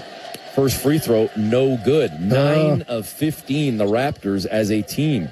60% is not getting it done, especially when you are in a situation where you're getting, and it's rare for Toronto to have as many free throws as the other team. Ingram shoots 83% at the line, but couldn't come up with the first one. Luckily, does indeed knock down the second. It extends the Raptor lead to 5. Was up to 93% in January. 20 seconds into the quarter, first touch time on offense for the Thunder. Going left, spinning right. Nice finish on a layup for Wiggins as he starts the second half in place of Wallace. We haven't been told if there's an injury or anything to Case and Wallace, or if it's just the Thunder looking for a different matchup and liking the way that Wiggins played in the first half. Raptor lead is 3. Step back jumper, far elbow, no good for Emmanuel Quickley, but R.J. Barrett comes down in traffic with the rebound, goes to the tin and lays it in. He went right at Williams and Holmgren and kissed it high off glass. Well, he outfought a couple of Thunder players for that ball. And now Emmanuel Quickley on the other end, a little too aggressive with the defense on Wiggins. On a reach, they call Quick with the foul. That'll be his first. 57-52, Raptors by 5, a minute into the third quarter. Thunder inbounding from the far sideline. They get it to Shai. Gilgeous-Alexander up top to Wiggins. Going to turn and fire into a 3-ball. Well short, but right into the hands of Williams. Blocked by Mamukelashvili, and the Raptors pick up the ball across center. On the wing, it's Ingram being hounded by Gilgeous-Alexander. B.I. now trying to drive on Shai. Got to the baseline, stops on a dime, elevates, rattles around, and it rolls off the rim. Hit the rim 3 times and wouldn't go down. Here's Shai. Over to Wiggins. Wiggins cross court, left to right to Williams. Up top to Chet. Holmgren's got it right now. Bounce pass to Shai in the paint. Whips it over, far corner. 3-ball, Wiggins, no good. Great job down low by Scotty Barnes and R.J. Barrett as they bring it ahead. Barrett to Ingram. Pull up triple on the wing near side, no good. And sneaking in to snag the rebound, though, is Ingram to keep it alive on a second chance. Quickly crossed up Holmgren. Now weaves back out toward the perimeter on the far side. Hands to Ingram. Ingram going at Chet. Into the paint. Back up top to Quick. North side 3-ball. No good. Holmgren with the rebound. Pretty good possession. Raptors had some good looks. Couldn't get anything down. SGA getting into the lane right now and doing a lot of passing. Shea passed off again to Wiggins, nearly stolen by Mamu. Kicks it out to a wide-open Dort, missed the three-ball far side. Barnes with the rebound. Scotty across center. Bounce pass through two defenders to a cutting R.J. Barrett laid in. What a find by Scotty Barnes. And what a catch by R.J. Barrett. Man, that thing went skidding, and R.J. reached out and picked it up with one hand and laid it in. There's Toronto playing to their personality. There haven't been a lot of them tonight, but Toronto 7-5 in fast break points. And Jonesy, before we break, I mentioned Cason Wallace not starting the second half. We weren't sure what was happening. Our producer, J.R. Manitat, passing along that the Thunder now announcing that Wallace will not return to the game tonight with groin soreness, left groin soreness. So Cason Wallace out of the ball game, with the Raptors now leading by 7, their largest lead of the game. 9:37 to go, third quarter, 59-52. It's Toronto Raptors basketball, brought to you by Tangerine Bank on the Sportsnet Radio Network, streaming on the Sportsnet app and at sportsnet.ca.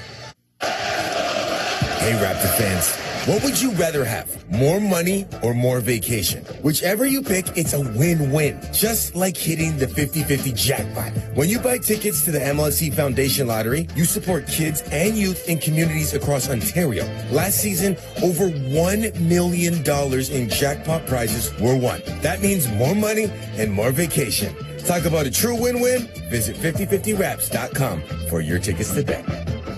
BetMGM, authorized gaming partner of the NBA, has your back all season long. From tip-off to the final buzzer, they're ready for every exciting moment and every highlight play that comes throughout the basketball season. Download the BetMGM app. BetMGM.com for terms and conditions. Must be 19 years of age or older to wager. Ontario only. Please play responsibly. If you have questions or concerns about your gambling or that of someone close to you, please contact Connects Ontario at 1-866-531-2600 to speak to an advisor free of charge. BetMGM operates pursuant to an operating agreement with iGaming Ontario.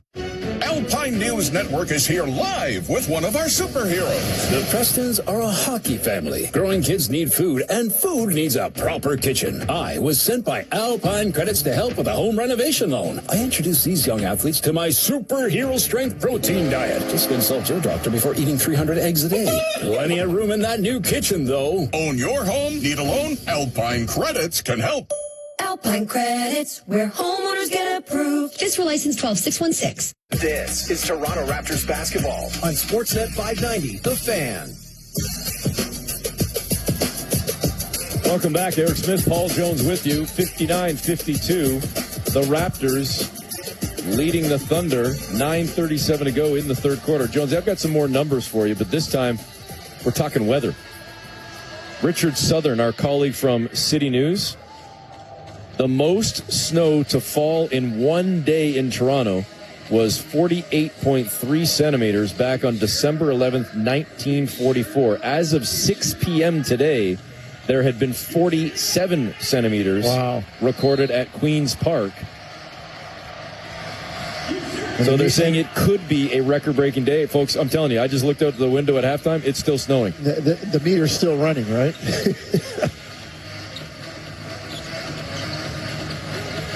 Out of the timeout, a triple for Oklahoma City, and that's a big shot right there for Wiggins to cut the Raptor lead down to 4.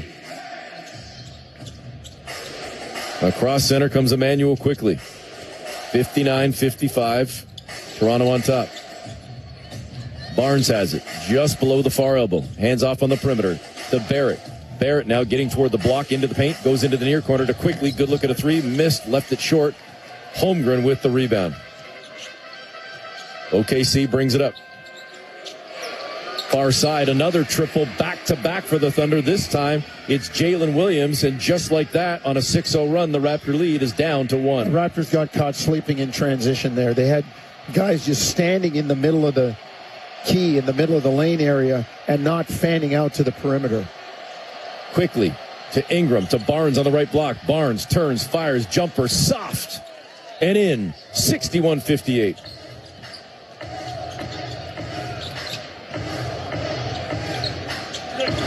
Here's Williams, cross court, left to right to Dort on the near side. Drives into the paint, had the ball knocked away by Sandro, then leaned in on Mamu Kelishvili.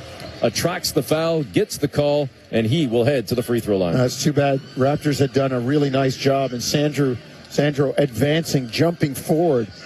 You know, I think if I were coaching now, with defensive drills and a guy went up with a shot fake, I think I would be teaching my kids to raise your arms, but keep your feet on the ground. So the shot fake, you raise your arms. Don't move your feet at all. Just raise your arms straight up. As a matter of fact, behind your head like you're reaching back for something. Put your arms that way. And if the guy comes into you or he's looking for a foul, he's going to end up with an off-balance shot. And then use the same principles. 61-58. First free throw no good for Dort. Second one goes down clean. So it's now 61-59. It's a 2-point lead for the Raptors. 3:50 gone by here in the third quarter. Quickly finds Barnes. Barnes, 6 points, 7 boards, 5 assists, 2 blocks. Filling up that stat sheet again as Barrett drives on the near side, then bounces to Barnes in the lane. Trying to lean in on Holmgren, using that strength, but now he's going to be called for an elbow as it came up high, I believe, toward the throat or chin of Holmgren, and they're calling Scotty with an offensive foul. And when he caught the ball, Holmgren tried to dislodge him with the lower body. And, I struggle with that play. I struggle with that play and it being called an offensive foul because you're leaning into the guy's space as the offensive player. You're not vertical. You're leaning into his space as he's trying to go airborne. I don't like the fact that they look at these and try to make them offensive fouls. This play is under further review. Well, now they're going to check to see if it's flagrant. Might be a flagrant, yep. And there was no wind-up. He was making a basketball move. Like I said, this is the way the game has changed. Like 15 years ago, that happens, and you say, hey, man, don't lean into my space. I'm allowed to go airborne with the ball. So the officials are checking it out right now. What do you think, Jonesy? We've seen the replay a couple of times. Oh, they're going to call it flagrant. After review, the call on the floor stands as a common foul. All right. All right, that's good. If you're Toronto, you'll take it. Sort of. Only because they missed the foul where Scotty was initially dislodged. On the Fast Break scoreboard, brought to you by BetMGM, authorized gaming partner of the NBA. Early in the third quarter, Seattle got another touchdown. Jonesy, I didn't see who scored it, but the Seahawks have gone up 24. Jake Bobo?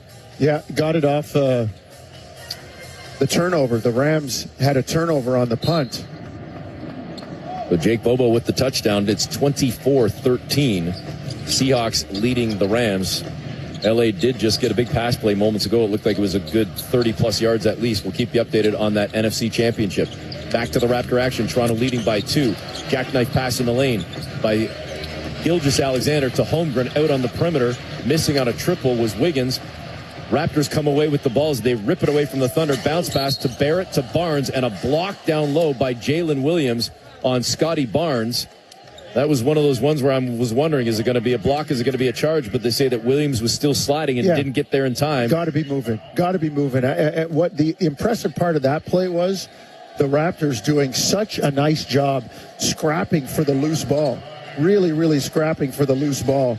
And R.J. Barrett stripping it and getting out on the break. So a couple of free throws coming now for Barnes. First one up and in. Scotty a perfect 3 of 3. Raptors as a team have left 6 at the stripe, but trying to change that here in the second half.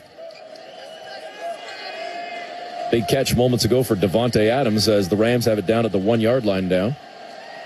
I'm wearing 2 hats as I give you the basketball and the football, with Barnes knocking down the free throw to push the Raptor lead up to 4, 63-59, 7:25 to go in the third quarter. Wiggins across center for the Thunder. Driving on the far side. Now going back up top to Shea, but past Gilgeous-Alexander. Shea had to track it down near half. Driving on Jacoby Walter. Stops on a dime near the hash mark near side. Knocks it down on a clean jumper. Yeah, that's his thing. The mid-range like that. Great move by Shea. There's really no defense for that. 15-footer, just his third bucket of the game. Cuts the Raptor lead to 2. Walter out at the logo. Gives it up to Barnes. Scotty trying to direct traffic. Mamu sets a screen on the far side. Here's Scotty still with the ball. On a switch. He's picked up by Jang. Turns, fires, misses the jumper far side in the mid-range. And it's picked up and taken across center by the Thunder. Driving to the tin, fouled at the last second by Scotty Barnes. It's Wiggins who's going to step to the stripe and try and tie this game. He just got a step on Scotty in transition and got to the middle of the court. Toronto's been pretty good in shutting that down for the most part. Davante Adams with a touchdown in Seattle with 9:41 to go in the third quarter. Extra point is good. Seahawks leading the Rams 24-20. First free throw goes down for Wiggins as the Thunder cut the Raptor lead to 63-62. Scotty Barnes going to check out now with 4 fouls. He's been quiet again tonight in terms of his scoring, only 8 points, but yet again, as I say, filling up that stat sheet with also 8 boards, 5 assists, 2 blocks, but those 4 fouls and him out of the lineup, that's going to be tough. Yeah, well, remember, he came alive in the fourth quarter in Portland, so maybe this will give him a chance to get his bearings, but not much room for error, margin for error with the 4 fouls. Well, and he's played so well tonight defensively, Jonesy. Now you're playing more than half the quarter, this third quarter, without Barnes. Ingram in the lane to Shed. Behind the back pass from the baseline to the corner to Jacoby Walter. What a pass by Jamal Shed. A behind-the-back bounce pass right into the shooting pocket. 66-62, Raptors by 4. The miss on a triple, no good for OKC. That was Jang who couldn't come up with it. Raptors with the rebound quickly down the floor. Into the far corner. Jacoby Walter, same spot, different result. Couldn't knock that one down. Thunder with the rebound. Had a really good look, Jacoby. Really good look. Dort into the lane. Up top to Williams. Kenrich Williams. Now lobs it over to Shea on the near side. Gilgeous-Alexander turns, fires over Shed, and using that length and reach, he gets it to go over the smaller Shed on about a 14-footer for Shea. 66-64, Raptors by 2. Quickly across center. Over to Walter, near side. Walter looking to give it back to Quickly. Instead goes to Shed on the near side. Shed calls for a screen. Mamu comes up and sets it. Ooh, got away with a bit of a push on Shea maybe. Yeah, it looked like it, and Shea tried to show the referee. That said, good no call there by the official. A pass intended for Sandro on the screen roll is deflected away by OKC out of bounds, so it's going to stay with the Raptors as they will get set to inbound from the side with a fresh 14, 5:20 to go here in the third quarter. Quickly with the ball towards center court, got a step on Williams, got to the elbow, bounces a pass on the baseline to Shed, bobbled it, picked up by Shea, and the Thunder force a turnover, just the 5th of the game for the Raptors. Thunder could tie or take the lead right here. Williams looking to give it up to Gilgeous-Alexander. Shea now driving into the paint, leading with the arms extended, scooped it up, missed the shot, but fouled. And Shea Gilgeous-Alexander is going to go to the free throw line. You just, again, try to keep him from getting going. I mean, he's well under his average and projected to be at this rate.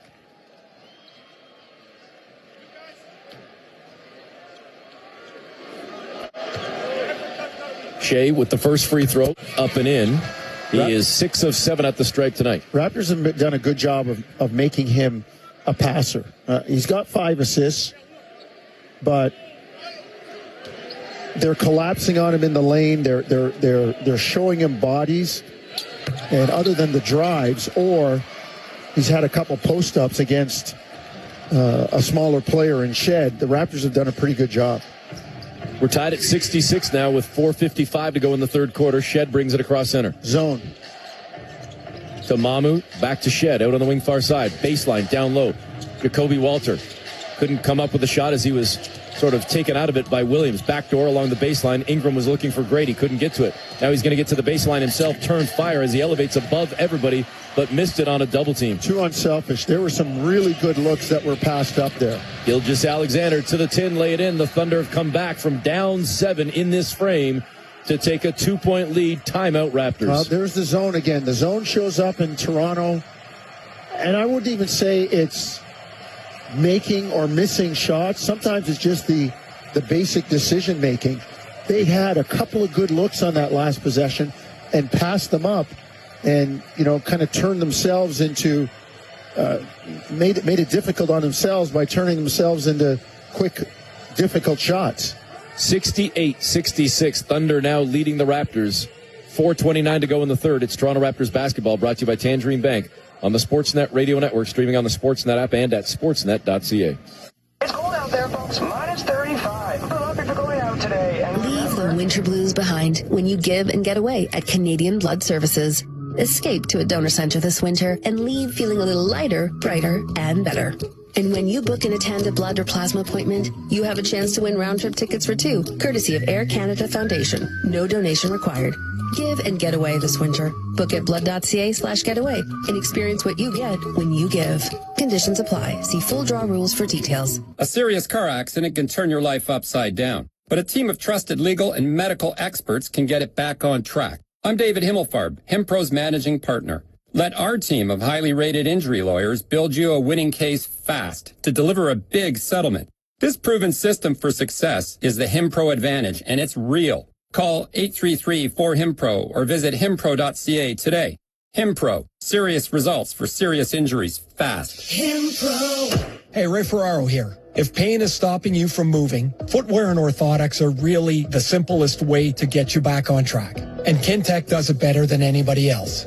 I've no question that Kintec has helped me stay active, taken away any barrier to movement that I might have.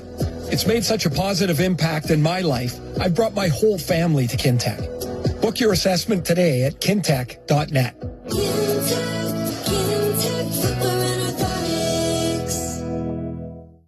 This is Toronto Raptors basketball on Sportsnet 590, The Fan. Welcome back. Eric Smith, Paul Jones with you. 4:29 to go, third quarter. Thunder leading the Raptors 68-66, back and forth affair in this one, as Toronto had a 7-point lead earlier in the frame. The Thunder have wiped that out, and Jonesy, they haven't done all of their damage, but they've done a pretty good chunk of their damage since Scotty Barnes left the floor with 4 fouls right around the 6:45 mark of this quarter. Yeah, and that's one of your defensive anchors. Scotty's done a really good job all year. I really think he's going to get an all-star nod, but he goes to the bench with 4 fouls, and things change on the defensive end. Thunder this quarter shooting 6 of 12 from the floor. The Raptors just 4 of 13. Shed trying to get it in. It was knocked away by the Thunder, I thought, but then they're going to say it went off Jamal Shed. Seemed like OKC was really campaigning for that call. The officials didn't look like they had a certain answer, and then they say, yep, okay, Thunder ball. OKC in the midst of a 16-7 run to wipe out that 7-point Raptor lead, and now go ahead themselves by 2. Double teamed, far side, inside the arc. Shea gives it up as OKC works it around to a Lou Dort 3-ball, no good. Raptors come away with the ball here. Shed across center to Mamukelashvili, to Grady Dick, who lays it in. Tic-tac-toe, the Raptors tie the game. Great fast break basketball. Get the rebound, get out and run. Point guard making the decision, and Shed. 3:47 to go in the quarter. Dort driving along the baseline. Mamu met him there, and we're going to have a hook? Offensive foul. Offensive foul? Lou Dort leaned in and pushed off. Was dribbling with the left hand, used that chicken wing with the right arm and pushed off as Ingram was taking a cutoff gap, a cutoff And now, angle. Jonesy, it looks like another official is going to overrule. And we do see on a replay that Brandon Ingram grabbed the jersey of Lou Dort. Did that come after, though? It was after. It was after. Because as he was being pushed away, Ingram reached out and grabbed the jersey. So if you're Darko Rajakovic, do you not consider challenging? Would that not wipe out the bucket if it came after the chicken wing? I thought it should. It should. Because this could be a 3-point play that you could wipe out with a challenge. Yeah.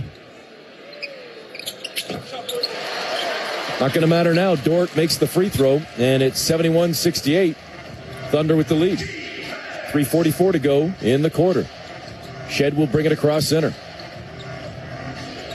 Kenrich Williams in front of him. Over on the wing near side, it's B.I. driving to the baseline. Into the paint. Had his pass deflected, knocked away. It goes to the ground, and it's a turnover by Toronto. Shea works it around on the perimeter. It's now Williams.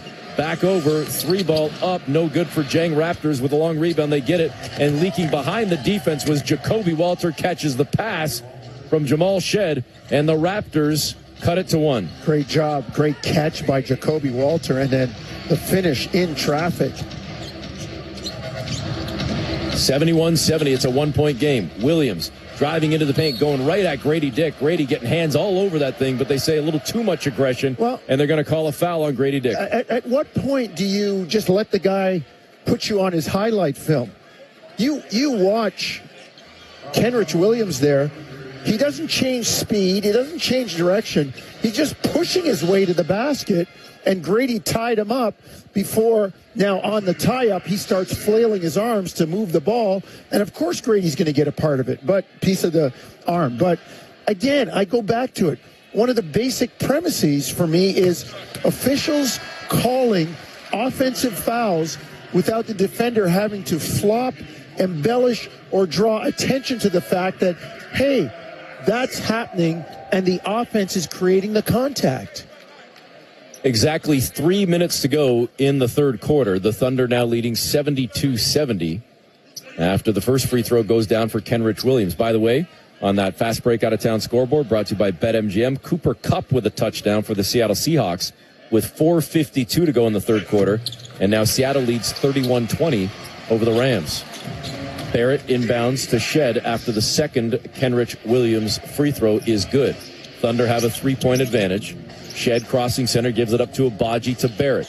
Barrett, 1 foot inside the arc, tried to get it back to Ochai, cutting to the tin, led him too far. Ochai couldn't get it, and the Raptors turn it over. Yeah, Ochai's got to be ready. That ball is catchable. Yep. That ball is catchable, and that's a layup. Toronto seeing those turnovers mounting right now, Jonesy. They had 2 at the half. They've got 6 in this quarter, and the Thunder just got another bucket to extend their lead to 5 after Gilgeous-Alexander got to the 10, and the 2-footer is good. 75-70, OKC on top. 6 turnovers, 6 points for Oklahoma City and in this quarter, and the Thunder getting better looks at the basket.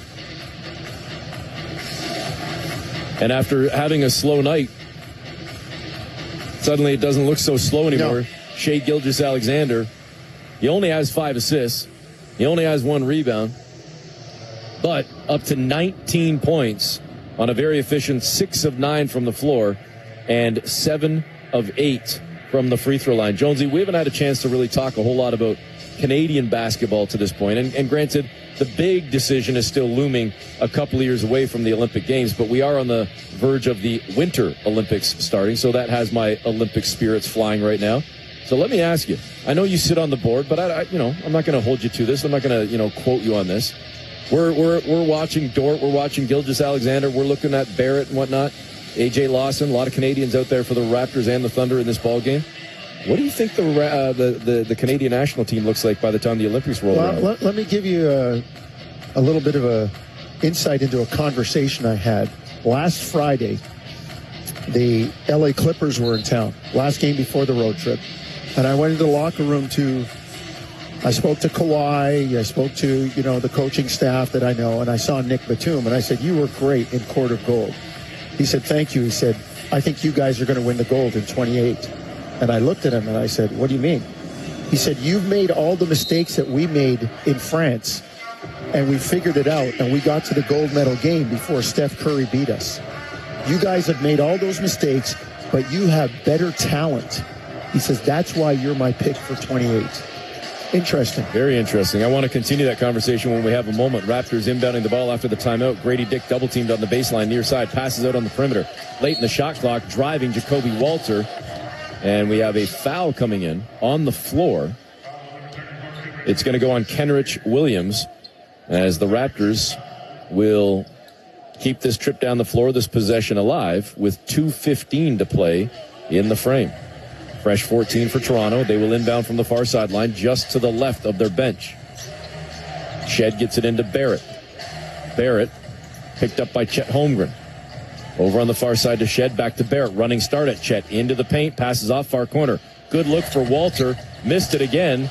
And a rebound to Gilgeous-Alexander as he jumped in front of Grady Dick. Bounce pass to Chet Holmgren. Driving into the paint. Looked like he took an extra step but missed the layup. Nevertheless, Raptors get the ball. They push ahead. Barrett, far corner. Wide open. Grady Dick. Bucket is good. Huge triple for Grady. Cuts the OKC lead down to 2. Yeah, big shot by Grady. Great shot prep. Catch and shoot. Knock it out. Grady Dick off the bench with 10. Thunder leading by 2. Kenrich Williams driving on Abaji, got strip picked up by Barrett.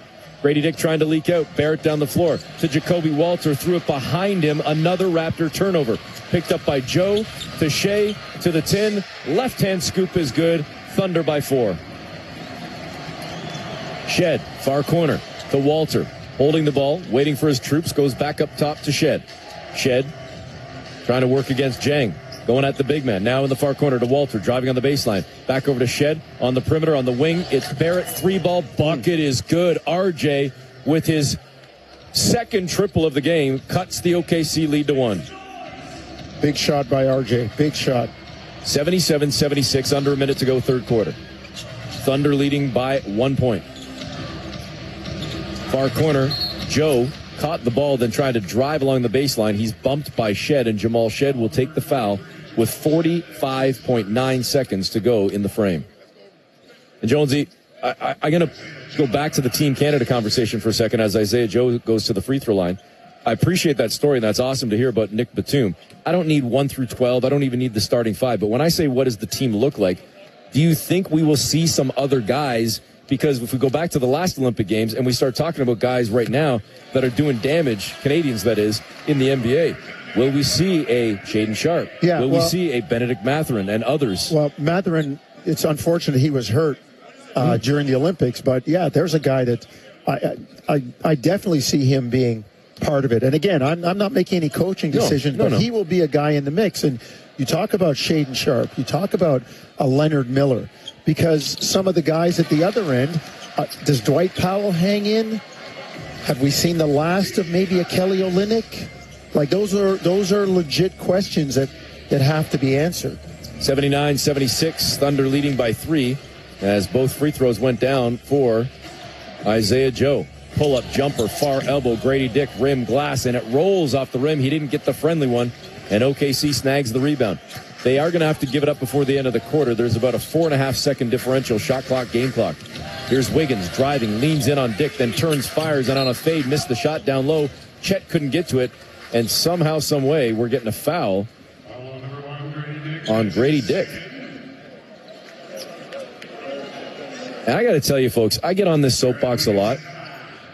I didn't see the foul in real time. I just watched the replay, and they called the foul on Grady Dick on the shot by Wiggins. But, folks, I can tell you flat out, Jonesy, tell me if I'm wrong, the whistle does not blow from Brent Barnaky until after Chet Holmgren doesn't secure the rebound. It looks like the foul was on the rebound. That's what I thought it was, because I was timing of pausing. the whistle. Yeah.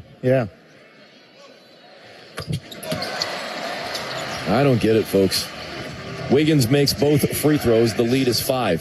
81-76. Last shot time for the Raptors as Shed brings it across center. 8 seconds to play. He's bumped at center court by Isaiah Joe with 7.2 seconds to play. The Thunder with the foul. First in the last 2 minutes, so no free throws for the Raptors as they will inbound on the far sideline. 81-76. Raptors down 5. Barrett gets it into Shed. Game clock down to 5, 4, 3, 2. Good if it goes. Shed triple. Bucket at the buzzer.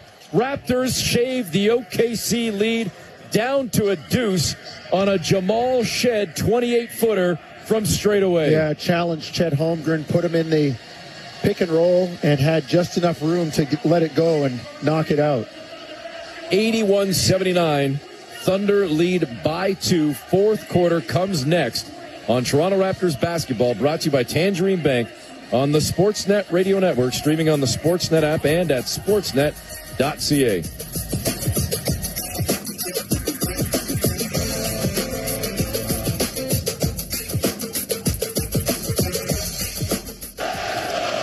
Hey, Raptor fans, what would you rather have? More money or more vacation? Whichever you pick, it's a win-win. Just like hitting the 50-50 jackpot. When you buy tickets to the MLSE Foundation Lottery, you support kids and youth in communities across Ontario. Last season, over $1 million in jackpot prizes were won. That means more money and more vacation. Talk about a true win-win? Visit 5050raps.com for your tickets today.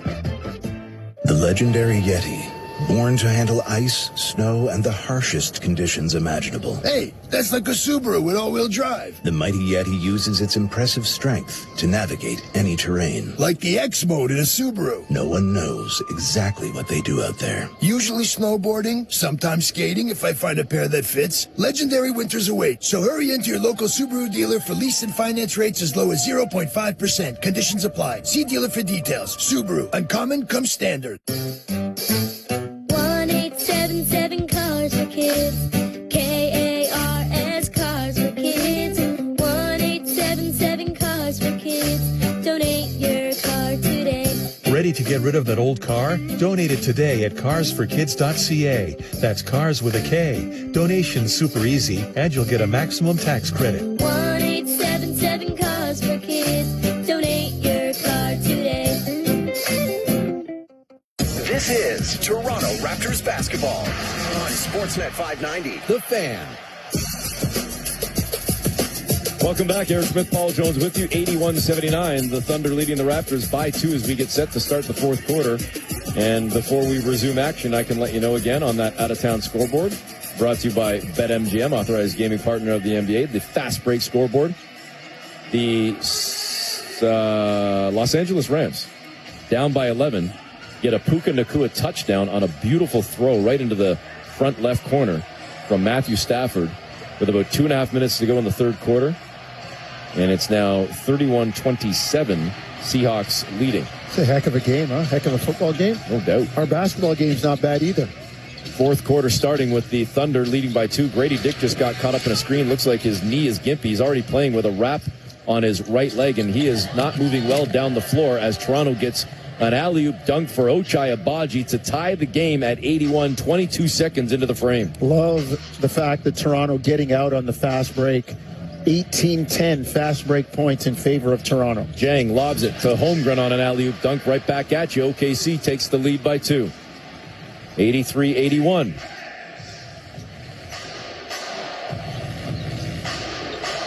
Out on the far side, it's Quickly. Bounces it to Scotty Barnes back into the game. He checked out with almost 7 minutes to go in the third quarter. With 4 fouls, he's back out there to start this fourth quarter. And we'll see how Scotty can do in this final frame. 8 points tonight for Barnes. He's been fairly quiet, at least with the offense. Certainly he's played very well defensively. On the near sideline, Agbaji gets set to toss it in. We're only 53 seconds into the quarter. Looks like Grady Dick is going to stay out there. He seems like he's doing okay at this point. Trying to shake off that bum knee that seemed to get banged up or twisted when he got caught up in a screen. He's right now doing squats in front of the bench, just trying to stretch out and stay limber. Raptors get it into Barnes, into the paint. Going to use that length. Turning, nope. Passing off to Barrett. Near sideline, 3-ball. RJ, no good. Rebound controlled by Chet Holmgren. RJ didn't quite have the feet set the right way on that one. Raptors down by a deuce. Another alley-oop for Holmgren, but it's knocked away by Barnes, picked up by Grady, ahead to Barrett. Raptors could tie it right here. RJ sidestepping around Kenrich Williams, missed the shot, and the Thunder pick up the ball. Here comes Jang. Long frame. Going at Grady Dick. Grady got to the baseline, cut him off. The help comes with Barrett. Jang nearly lost the ball, but he ends up finding Holmgren down low, and he dunks. Jonesy wants to travel. The refs don't call it. Thunder lead by 4. He had the ball and then just jumped back with both feet. Quickly driving, kicking up top. Barnes bounce pass. Wow, what a play through 3 defenders. Barnes to Ochai for the 2-hand flush. And it's a tie game if that travel's called. 85-83. OKC by a deuce. Holmgren with a 3-ball. No good. Rebound controlled by Barrett.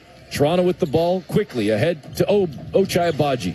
Agbaji back to Quick. Wing near side for the lead. Bucket is good. East side 3. Toronto 86. OKC 85. Really, really nice job by Quickly. Sensing the defense relaxing as he gave the ball up. 9:40 to go in the ball game. Here's Wiggins. Went left, spins right, trying to get by Emmanuel Quickly. Fires a pass back out toward the perimeter to Holmgren. Over to Joe in the corner to Jang. Back over to Joe on the wing. Grady Dick jumped out, contested. Shot no good. Off OKC. Raptor ball. 9:25 to play. Raptors on top by 1. Really good job by Grady and RJ Barrett. They didn't quite get their communication down, but they did enough to force a contested shot and a miss. Here's Quickly. Out on the far wing, cross court to Ochai. In the near corner to Barrett. Barrett driving into the paint. Goes back out on the far side to Quickly. Now to Barnes. Shot clock down to 4. Scotty's going to have to go. Whips a pass. Cross court. Grady Dick. 3-ball up. Left it short off the side of the rim. And as Barnes goes for the rebound, he hits Isaiah Joe in the face. That's going to be a 5th foul on Scotty Barnes with 9 minutes to play in the game. That was a good catch by Grady, a shoot-top catch, but it didn't aid the shot at all. And the other thing is, I'd like to see Scotty get going now. Fourth quarter. Well, 5 fouls now. Well, he's going to have to sit down, but he should have been looking to slow walk a guy down and get into the paint. Barnes does indeed check out. Mamukelashvili back into the game. Toronto right now playing without Brandon Ingram and Scotty Barnes. In fact, we get a shot from our TV friends of B.I. Jonesy riding a bike in the tunnel by the Raptor bench. Not sure if there's any issue with B.I. or if he's merely just staying loose and limber. 3-ball, far sideline, in front of his own bench. It's good for Williams. And that extends the OKC lead to 2, 88-86. And an illegal screen called against the Raptors wipes out their possession, gives the ball back to OKC. 8:37 to go, Thunder by 2. Mamu got to show those hands. He's got the hands up on the back, the small of the back of Isaiah Joe. And a guard feels that as he's defending a screen, like Jamal Shed does. He's just going to go down.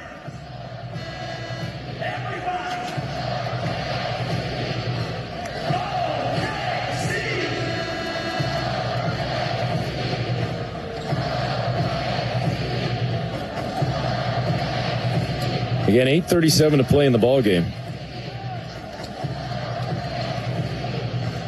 Raptors trailing 88-86.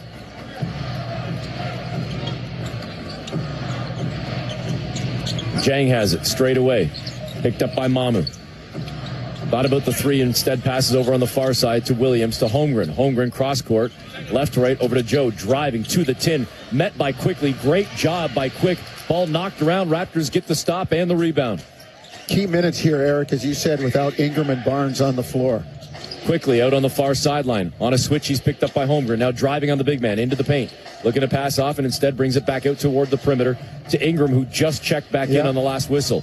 B.I. at the near elbow. Into the paint. Into the chest of Dort. Turns, fires, misses, left it short. Rebound taken away by Ochai Agbaji to Quickly for 3. Missed that one as well. Tough break for Toronto. Yeah, IQ had a lot of time, maybe measured it a little bit too much. Here's Williams, Kenrich Williams, pushed off on Mamu, drove again, bumped by Mamu, no call, thankfully, but it goes apparently off Toronto out of bounds. It'll stay with the Thunder. And I'm asking you, you're watching it, who created the contact on both Williams, of those? Both times. Yeah. Both times.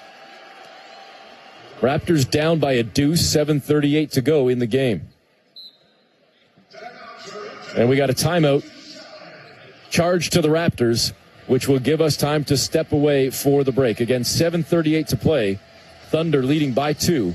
It's Toronto Raptors basketball, brought to you by Tangerine Bank on the Sportsnet Radio Network, streaming on the Sportsnet app and at sportsnet.ca.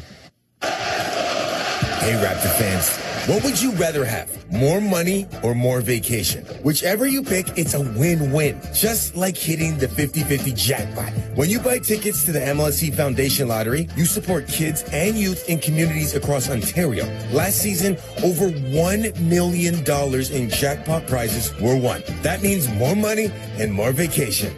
Talk about a true win-win? Visit 5050raps.com for your tickets today.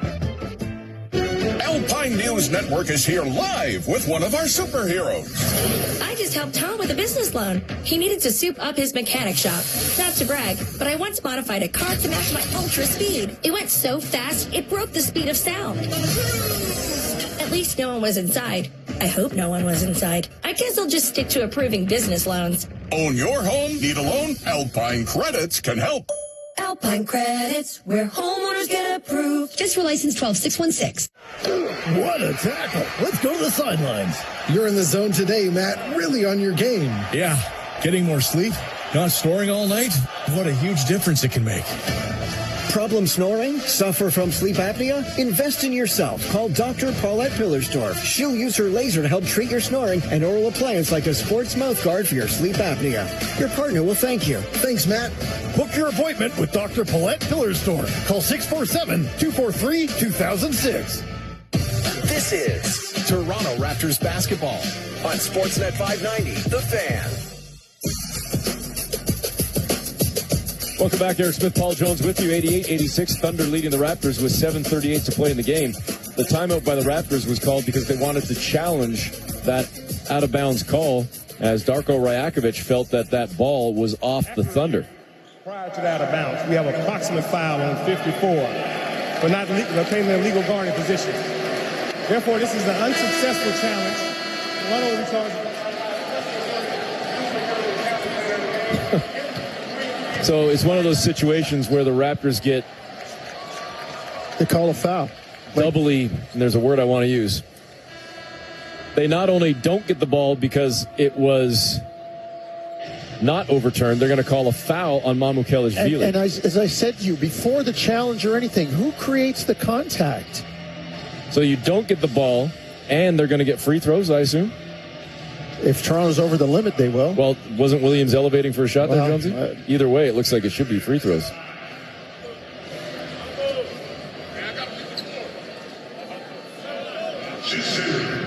Well, Darko might want to take that one back. Well, Obviously he can't, but that one kind of was a double whammy at the end of the day. And this is where, I've had discussions about this, and some guys agree with me, some guys don't.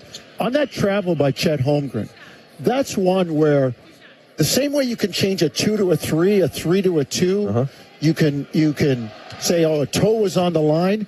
Hey, that was a travel, no basket. Just take it off the board. Or just take it off the board. How about Jonesy? Or if you're going to allow me to challenge a play like an out of bounds, which then comes back to bite me because you say there's a proximate foul, which then sends the other team to the line and gives them a chance to score. Why can't I challenge a play on a bucket and say, no, he challenged, he traveled? Yeah. Why can't I challenge that? The way that they pick and choose what you can and can't challenge. Well, the whistle has to be blown, but there should be like the silent alarm, like the silent challenge. But after a bucket, I know there's no whistle, but there's at least the inbound pass. Exactly. Which gives you a pause to be able to say, no, he traveled. And that's where you say to the table, challenge. And as the play goes on, you look at it. 90-86. Raptors trailing by 4. Brandon Ingram in the mid-range just airballed a shot from about 14 feet as OKC got a hand in the face, and B.I. couldn't come up with it. Back the other way, Kenrich Williams starting to come alive a little bit here with another bucket off the bench. He's got 15. Thunder extend their lead to 6. Their largest lead was 7. In fact, Toronto's largest lead, 7. This has been a great game, and you certainly hope it stays that way late. Quickly to Walter, who steps out of bounds on the far sideline as he caught the ball getting set to make the 3. His back foot hit that sideline, turned it over for the 12th time tonight. The Raptors give it up, and the Thunder now will have a chance to grab an 8 or 9 point lead on this possession, which would be the largest for any team tonight. Got to hold the door here right now if you're Toronto. Got to hold the door. Thunder on a 7-0 run after the Raptors led by 1. OKC now up by 6. Scotty Barnes back into the game with 5 fouls because they need him. Yeah. Up fake. Jalen Williams along the baseline, driving to the tin, knocked away by Quickly. The Raptors get a defensive stop. Big play. Can they get the offense now? Ingram to Quickly in the lane. Up top to Mamu. Driving down Main Street to the tin. He's met by Shea. Late whistle comes in. Foul on Gilgeous-Alexander. He puts his hands up. He knows it. And Mamu is going to go to the free throw line. Mamu's looking at the baseline official, Carl Lane, that had the proximate foul, said, man, guy fouls me right in front of you. Where are you on the call?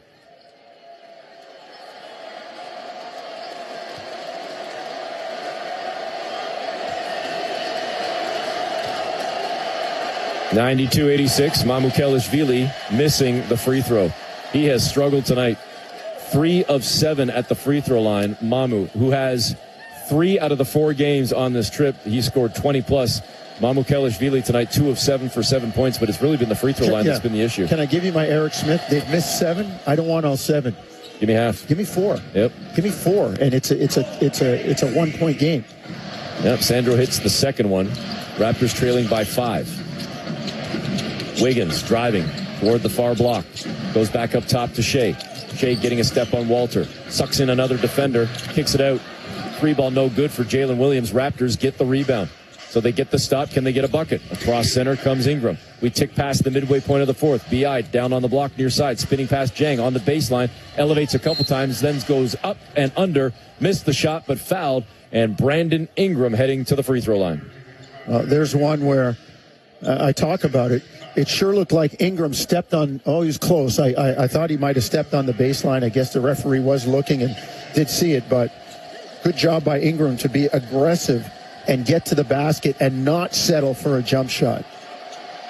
So Ingram goes to the free throw line. Knocks down the first one, 92-88. Raptors trailing by 4 with 5:54 to go in the ball game. Second free throw. Ingram releases. That one goes down clean. Toronto trails by 3. Still lots of time to go. 92-89. Here's Wiggins. Looking for Shea. Finds him on the far sideline. Driving toward the baseline. Stops on a dime. Elevates. Knocks it down clean. Shea Gilgeous-Alexander. Well, he did, and it's a good thing he did because he might have taken the ball at Scotty for the 6th foul. So Raptors escape one there, even though they gave up a deuce. Jonesy, Shea started the game 2 of 5. He's 6 of 6 since. That's why he's the MVP. He's got 23 points in the ball game. 94-89. Raptors down by 5. Brandon Ingram just missed a 3-ball. B.I. tonight has struggled 5 of 17 for 13 points. And the ball goes out of bounds off Toronto. It'll be OKC ball as they inbound and bring it up across center. It's Wiggins. Thunder again up by 5. Wiggins driving. Goes into the near corner to Dort. Along the baseline. Weaves through traffic. Hands to Williams. Kenrich Williams out to Jalen Williams in the corner. 3-ball no good for Wiggins. Raptors get the rebound. Interesting that Shea didn't touch the ball on that trip. Jacoby did a nice job of denying. Mamu, beautiful move. Went left, spun right, and floated up a soft one right under the 10. Raptors trail by 3. Good job. Again, not to settle. Had a smaller player and made him pay. Here's Gilgeous-Alexander. Spinning away from Walter at the near elbow. Still on the bounce. Barnes trying to help briefly with a double team. Shea gives it up to Kenrich. Far wing, no good. Rebound to the Raptors. Another stop. Toronto down 3. Could they cut it to 1? Could they tie the game? Barnes to Walter, driving into the paint. Past Shea to the 10. Lay it in. Great job. Scotty on the last possession did a really nice job of playing free safety. He came over to show Shea Gilgeous-Alexander a double team. As soon as it was given up, he recovered. And then he went into the corner to block out on the missed shot. Really, really good job by Scotty Barnes there. And Jacoby Walter doing a nice job defensively, making Shea work and then going at him at the other end. 94-93. Thunder lead has been cut to 1. Timeout on the floor. Charge to OKC. 4:23 to play. It's Toronto Raptors basketball. Brought to you by Tangerine Bank on the Sportsnet Radio Network. Streaming on the Sportsnet app and at sportsnet.ca.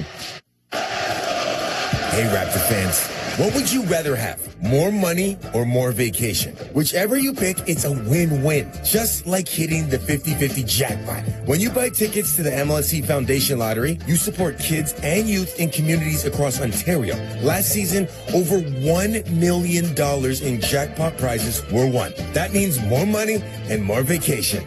Talk about a true win-win? Visit 5050raps.com for your tickets to bet.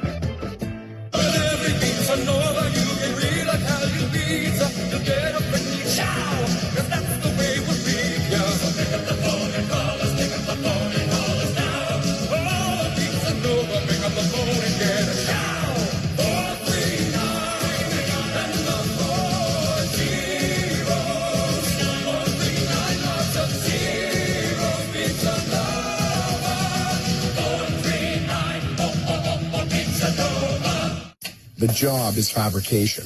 The job is repair. And when you need to weld, Joseph Gas has your machine. PowerMig, Miller-Matic, Maxstar, Trailblazer, Rebel, Square Wave, TIG. You don't have to wait. It's in stock.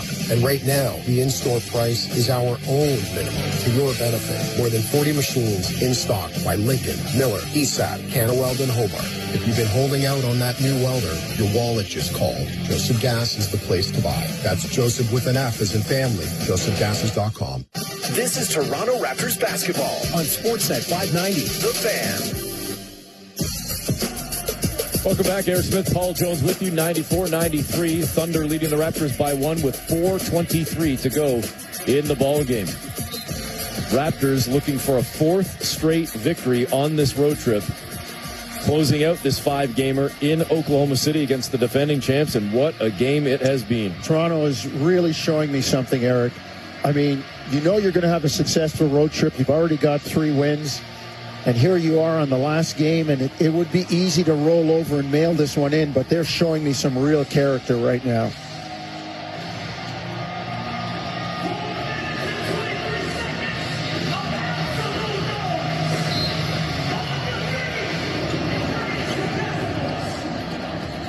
Thunder will bring the ball up across center with Lou Dort. Out toward the far sideline. Dort, 17 points in the ball game, holding the ball above his head right now, goes up top to Gilgeous-Alexander out toward that OKC logo.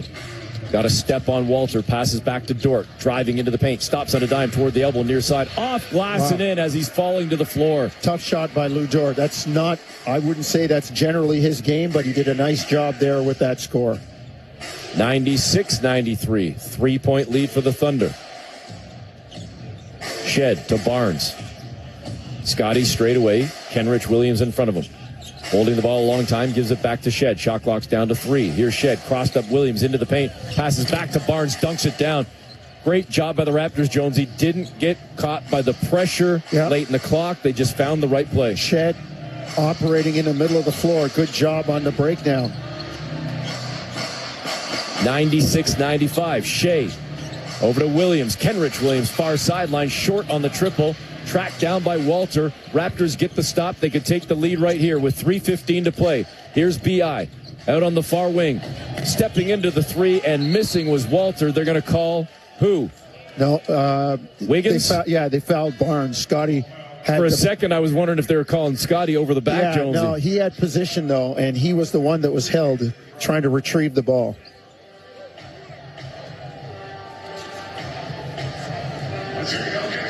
.309 to play in the game. Raptors down by 1. Toronto shooting 43%. Thunder at 44%. It's been a battle tonight, folks. What a ball game with Ingram throwing it into Barnes. On the far wing, Scotty holding the ball. Kenrich Williams in front of him. They give it up to Shed. Shed with the big man, Chet Holmgren, out on the perimeter. Shed now driving into the paint. And as he's fading to the baseline, he floats one up over Holmgren, but it faded and went over the rim on an air ball. And then Wiggins came back for the Thunder, dribbled it off his leg, turned it over. Here come the Raptors. Scotty on a rim run, leaning in on Chet Holmgren, and a late foul comes in and sends Scotty Barnes to the free throw line. He was in attack mode. Yes, barbecue chicken there. He looked at Chet retreating and said, no.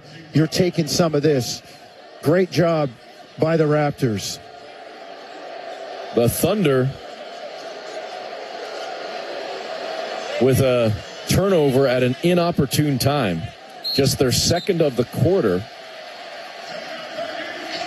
And now I believe the Thunder are challenging the call, Jonesy. What are they challenging? Chet Holmgren was moving. Mark Daigneault talking about the push-off. Your guy's moving.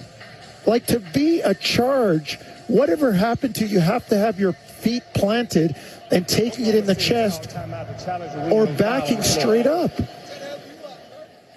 Like, we're at a point now where we're trying to be so fine with stuff, we're ignoring the minutia is overruling the main thing. Like, you're so worried about if the peas are done properly, the whole steak and the rest of the meal is lousy. Come on, man. Jonesy, nobody's eating peas. Give me some broccoli. That's what I'm saying. Give me some asparagus. There's no way. Holmgren is backing up. Scotty leans in the same way that Kendrick Williams has been leaning in all game. I don't disagree with you. The only problem I would have with this is everything you said is accurate, but you didn't challenge any of those ones. So we've seen it. The coaches might have seen it. The fans might have even seen it, but the refs haven't been called on it or pushed on it. The defender Hogan maintains legal guard position throughout the attempt by Barnes. Therefore, this is a successful challenge. In the immediate aftermath of the play, there was no possession, so we have a jump ball center circle between any two. Oklahoma City will retain their timeout and ability to challenge further in the game. There you have it. You just said barbecue chicken. Maybe it's just home cooking on that barbecue chicken. That home cooking helps. As the Thunder get the benefit of the replay, it goes in their favor to some extent, at least, in the sense that Scotty Barnes isn't at the stripe with a chance to give the Raptors the lead, and instead, Barnes is going to have to battle against the long and lanky Chet Holmgren. At center court, the ball is up, and it's won by the Raptors, but then a late whistle say it was a violation. They're going to say the ball didn't get to its apex.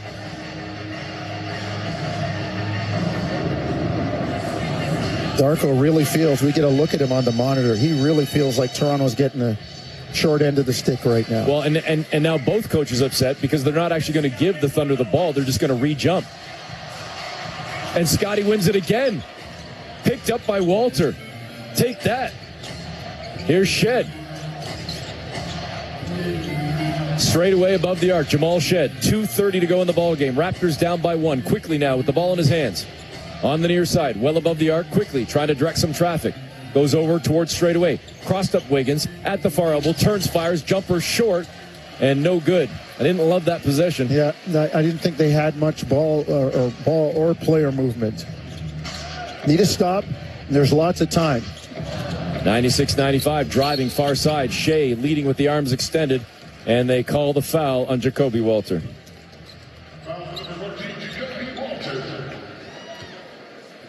His third foul. Jacoby Alexander at the line. Shoot.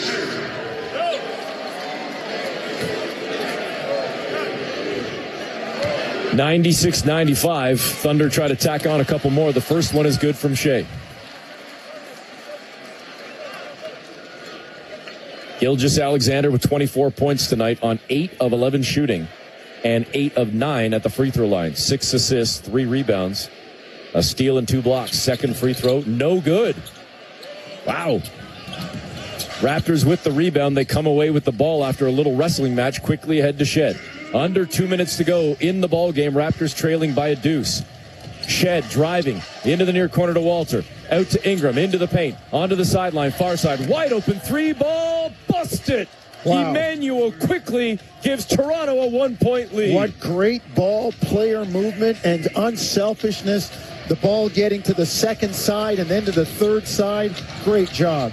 Here's Wiggins. Far sideline to Dort, driving to the baseline, back up top to Wiggins. Good look at a 3, rolls off the rim, quickly with a standing rebound. 90 seconds to play, Toronto by 1. Great challenge on the Williams 3 by Ingram. Shed calls out the play, 1:23 to go. He's on the near side above the arc. Now driving into the paint, fires back out to Quickly, similar spot, same results, busted. Back-to-back triples for Quickly, and the Raptors lead by 4. Now they call that call 5. Emmanuel Quickly, great job. It's about the defense right now.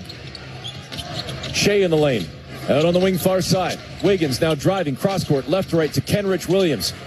Sidestep, set the feet, missed the 3, down low, picked up by Holmgren, and he calmly lays it in.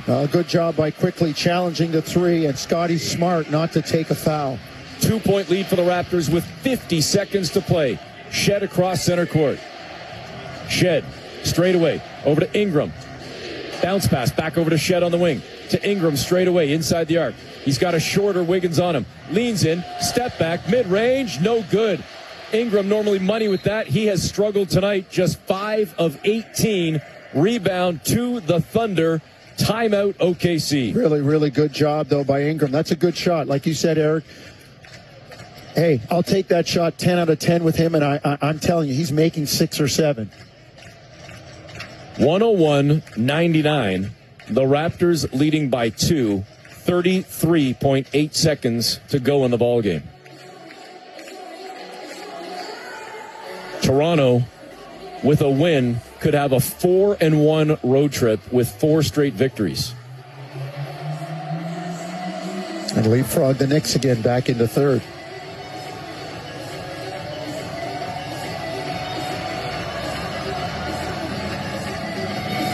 So Toronto's got to play defense yet again, at least one more time, if not a couple more times, late in this ball game. They have held the Thunder to 43% shooting tonight. Toronto has made 5 more field goals tonight. They've taken 13 more shots. They have out-rebounded the Thunder by 12. They have 28 assists on 37 field goals. They have outscored the Thunder in the paint. They have beaten the Thunder, doubled up the Thunder on the fast break. They have outscored the Thunder on the perimeter. The only thing that Oklahoma City has over Toronto, 24-15 in free throws made, and the Raptors tonight have missed 7 free throws. That's literally the only thing, Jonesy. Everything else, points off turnovers, you name it, everything favors Toronto in this ballgame. By all accounts, when you play it out that way, this should be a Raptor win. They've done everything they can to secure the W. They got to play 33.8 more seconds and get it done. Lock it in. Kenrich Williams, far sideline to the right of his bench. Inbounding the ball. Gets it to Chet Holmgren. On the perimeter. Barnes in front of him. Chet driving. Leans in on Barnes. Stops on a dime. Barnes with a huge block on a 20-foot shot. Scotty jumped out. No foul. Clean block. What a stop by Barnes. On the far sideline. Timeout Raptors. What a play by one of the best defenders in the league, Scotty Barnes. Well, that's straight up. Chet Holmgren, not used to anybody blocking that shot of his, and Scotty just reached up and said, no, I'm sorry, the kitchen's closed right now. Even though Holmgren bumped him off and tried to create space, Scotty wasn't having it. 101-99. Raptors leading by 2 with 21.7 seconds to play. Scotty Barnes tonight, 10 points, 10 boards, 8 assists, a steal, and now 3 blocks. So, Jonesy, even on a night when the scoring hasn't been there, Barnes fills up that stat sheet and does so much for this team, again, especially on the defensive end. Toronto will try to get the ball in. Obviously, OKC going to go for a steal, and then they've got to foul pretty quickly if they don't get that steal as the shot clock is off. Game clock is down to 21.7. No, I stand corrected. I apologize. The shot clock is at 18 with 21.7 seconds left. I thought they'd shut it off. My mistake, folks. 18 on the shot clock, 21.7 on the game clock. Well, if you're the Raptors, be aware. Be aware on the inbound, the steal. Make sure you get it in. I look up. Darko does have a timeout left, according to the monitor. But get the ball in. That's the first thing to do if you're the Raptors.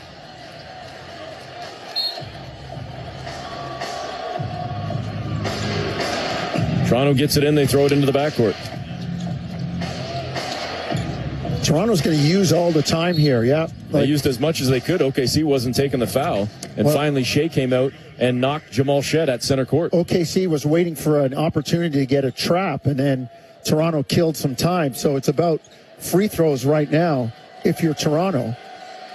I mean, there was only 3 seconds difference, so there was no way OKC was going to play it out. Shead at the stripe for the first time tonight. Jamal Shead. First free throw is no good. He could have potentially iced the game by making both. Now you just need him to make at least one. Shead on the season shoots 79% at the stripe, but a big miss right there moments ago. 101-99 with 13 seconds to play.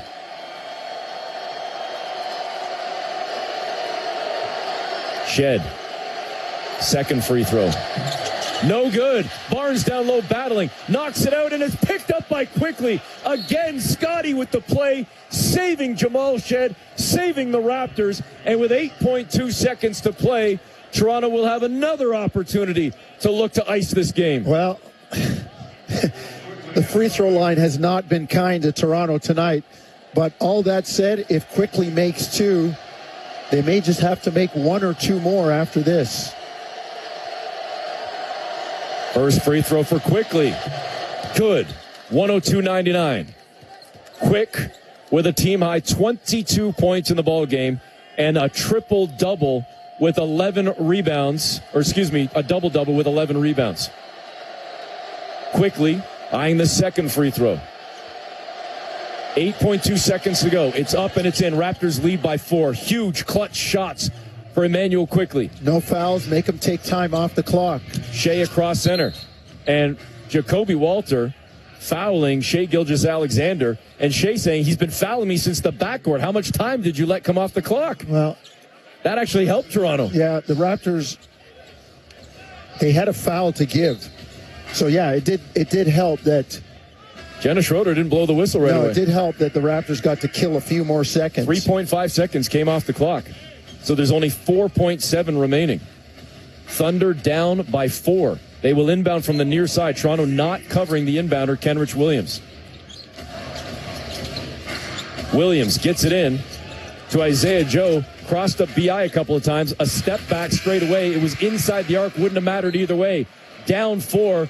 The bucket is good at the buzzer, but the Toronto Raptors go into Oklahoma City and beat the reigning champs 103-101 as Toronto closes their 5-game road trip with 4 straight victories. Massive. Absolutely massive.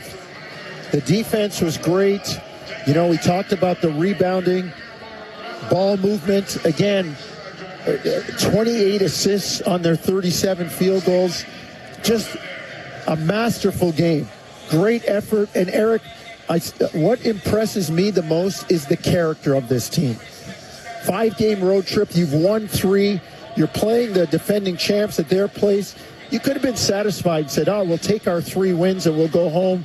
It doesn't matter. But this says something to me about this team. A massive win for the Raptors, beating the Thunder 103-101 as Toronto will now come back home for 1 before hitting the road again. But either way, a 4-1 West Coast road trip. 103-101 the final. Toronto with the victory will step aside for the break, come back with final stats, then get set for post-game coverage with Daniele Franceschi. It's Toronto Raptors basketball, brought to you by Tangerine Bank on the Sportsnet Radio Network, streaming on the Sportsnet app and at sportsnet.ca. At Tangerine, we know you can never be too invested in your team. So no, we don't think it's too much to get married in your jersey, or that shouting "and one" after every credit card tap is too obsessive. Because when you've been ranked #1 in client satisfaction among mid-sized personal banks for 14 years straight, you know you can never be too invested in your team. Tangerine, the official bank of the Toronto Raptors and their fans. For JD Power 2012 to 2025, Canada Retail Banking Satisfaction Studies Award information, visit jdpower.com/awards for more details. The legendary Yeti thrives in cold environments. Just like my Subaru, all-wheel drive is like having an extra pair of Yeti legs. The Yeti's natural habitat is in colder climates, but it's been spotted all over Canada. Just like Subaru, we go everywhere, enjoying winter with the little ones. They grow up so fast. Legendary winters await, so hurry into your local Subaru dealer for lease and finance rates as low as 0.5%. Conditions apply. See dealer for details. Subaru, uncommon comes standard. This ascent isn't for everyone.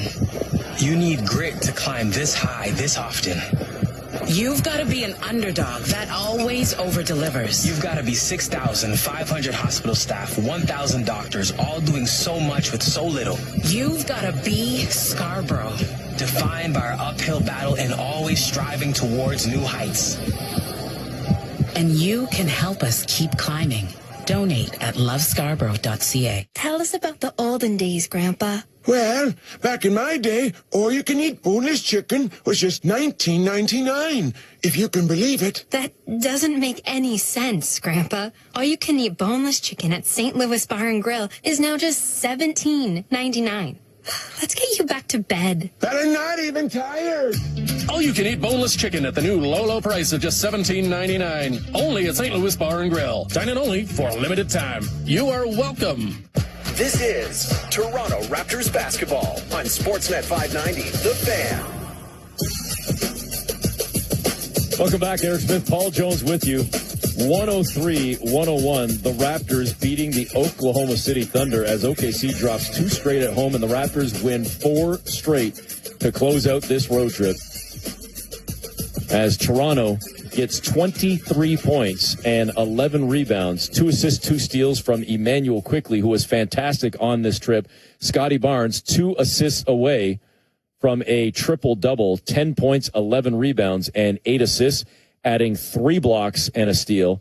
Off the bench, Dick had 10, 9 for Shed, 9 for Jacoby Walter. Welcome back to the lineup. The Raptors shoot 43% as a team, and they survive missing 9 free throws, shooting only 65% at the free throw line. On the other side for the Thunder, 24 points.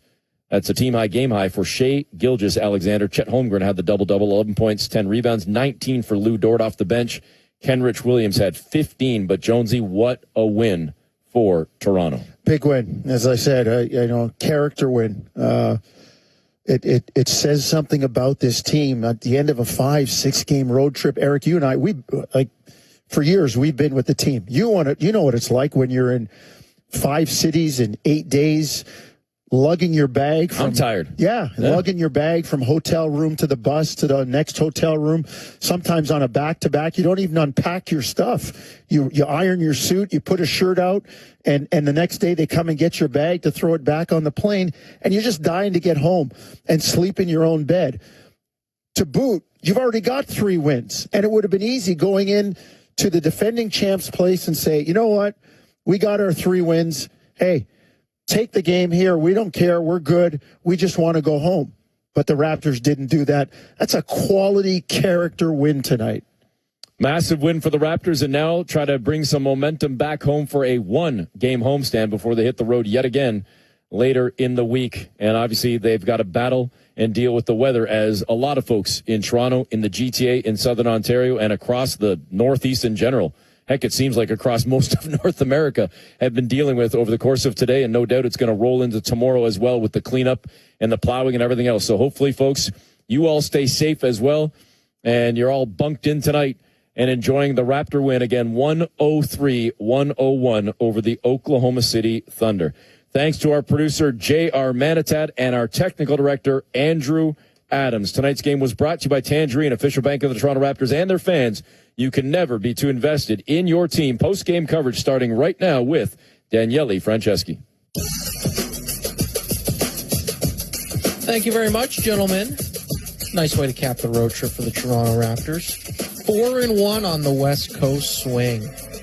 And they cap it off with a win in Oklahoma City. How about that? Beating the defending NBA champs. Yeah, they're missing some guys. Sure, they've dealt with a lot of injuries this year. But, the MVP's still in there.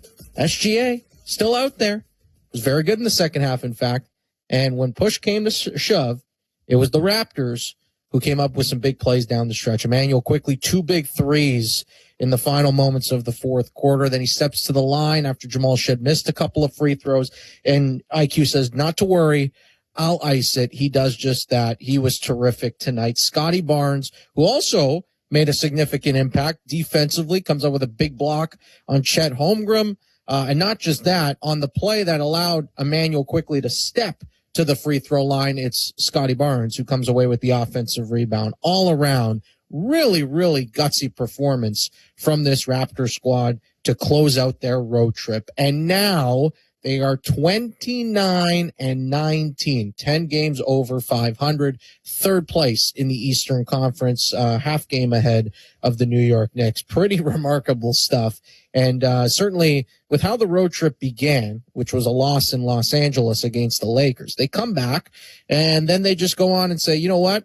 We're not going to tuck our tail between our legs. We're going to rebound and do it in a big way. Even tonight, could have easily said, you know what?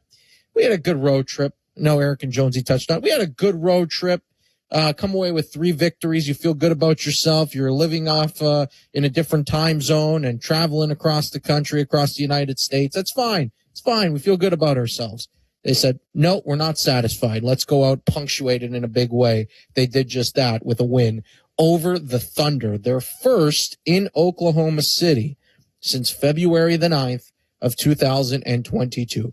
Pretty darn impressive. You're listening to our Raptors postgame show right here on the Sportsnet Radio Network. I am your host, Daniele Franceschi. We'll hear from Raptors head coach Darko Rajakovic when he steps to the podium in OKC. Would love to hear his thoughts, certainly. There's so many good things we can get to with this performance tonight. I think it probably bears starting with quickly, given the impact he made, especially down the stretch in the fourth quarter. Really, he bookended it with some big shot making. Thinking about how we started this ball game, I think it was 9 points in the opening quarter, maybe 8. I can't recall off the top of my head, but he was very good right from the opening tip in that first quarter, those first 12 minutes.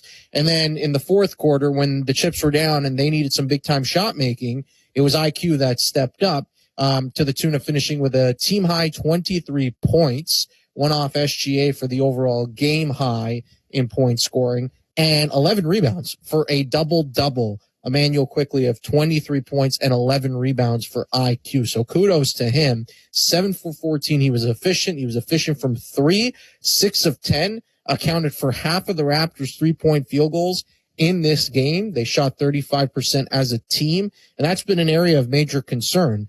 In fact, we're looking at two teams tonight in the Thunder and the Raptors that are among the best in terms of winning ball games when shooting really poorly from 3-point range. Both of these teams have are 1 and 2 in terms of record in the NBA when shooting below 33%. Fortunately, I mean, in a way, Raptors don't have to add to that total tonight because they did shoot 35%. But it just speaks to, the Raptors being able to do this without a lot of shooting depth, to me is pretty impressive, given what they've been able to accomplish and achieve. Emmanuel Quickley, really good in this ball game, significant contributions offensively. Brandon Ingram, he cooled off in the second half, had 10 points when we spoke at the halftime break, finished with only 13. We saw him riding the stationary bike at one point in the hallway, in the Raptors tunnel. He didn't appear to affect him. I don't know if there was an obvious injury or something that transpired, but he was able to maintain his regular substitution patterns, played 9 minutes in the third quarter, came in, early-ish in the fourth quarter, was a few minutes into the fourth quarter. So it's not like it disrupted his usage or playing time. He just didn't have the efficiency in the second half the same way he did earlier in the ball game. I was really impressed with Scotty Barnes. Because this is a classic case of, and we see it all the time, superstars in the NBA, when things aren't going their way offensively, maybe they disagree with the whistle they're getting to, and boy, tonight was another example. You saw Darko at various points look exasperated with the whistle that the Raptors were getting. Not satisfied in the slightest with how the game at times was being officiated. And Scotty Barnes, nothing was going right. He had 4 fouls early he had foul trouble in the first half, picks up his 4th in the third quarter. They're trying to kind of figure out, all right, how do we budget the minutes to ensure that he can be on the floor when it really matters? He picks up his 5th in the fourth quarter, goes back to the bench. There was a lot of stops and starts for him in terms of the stints that he played tonight. Shot wasn't going down. And then you look at the box score when all is said and done in this game. And he's plus 15. And I know plus minus it can be deceiving at times, but plus 15, which is second best of anybody on either side of the ledger tonight. Believe it or not, Ousmane Dieng off the bench for the Thunder, he was plus 17 in his minutes. But plus 15 for the Raptors, far and away a team high in that department. He was only 3 for 8 from the floor, 0 of 2 from 3-point range, only went to the charity stripe 2 times. He was 4 for 4, made all of his free throws.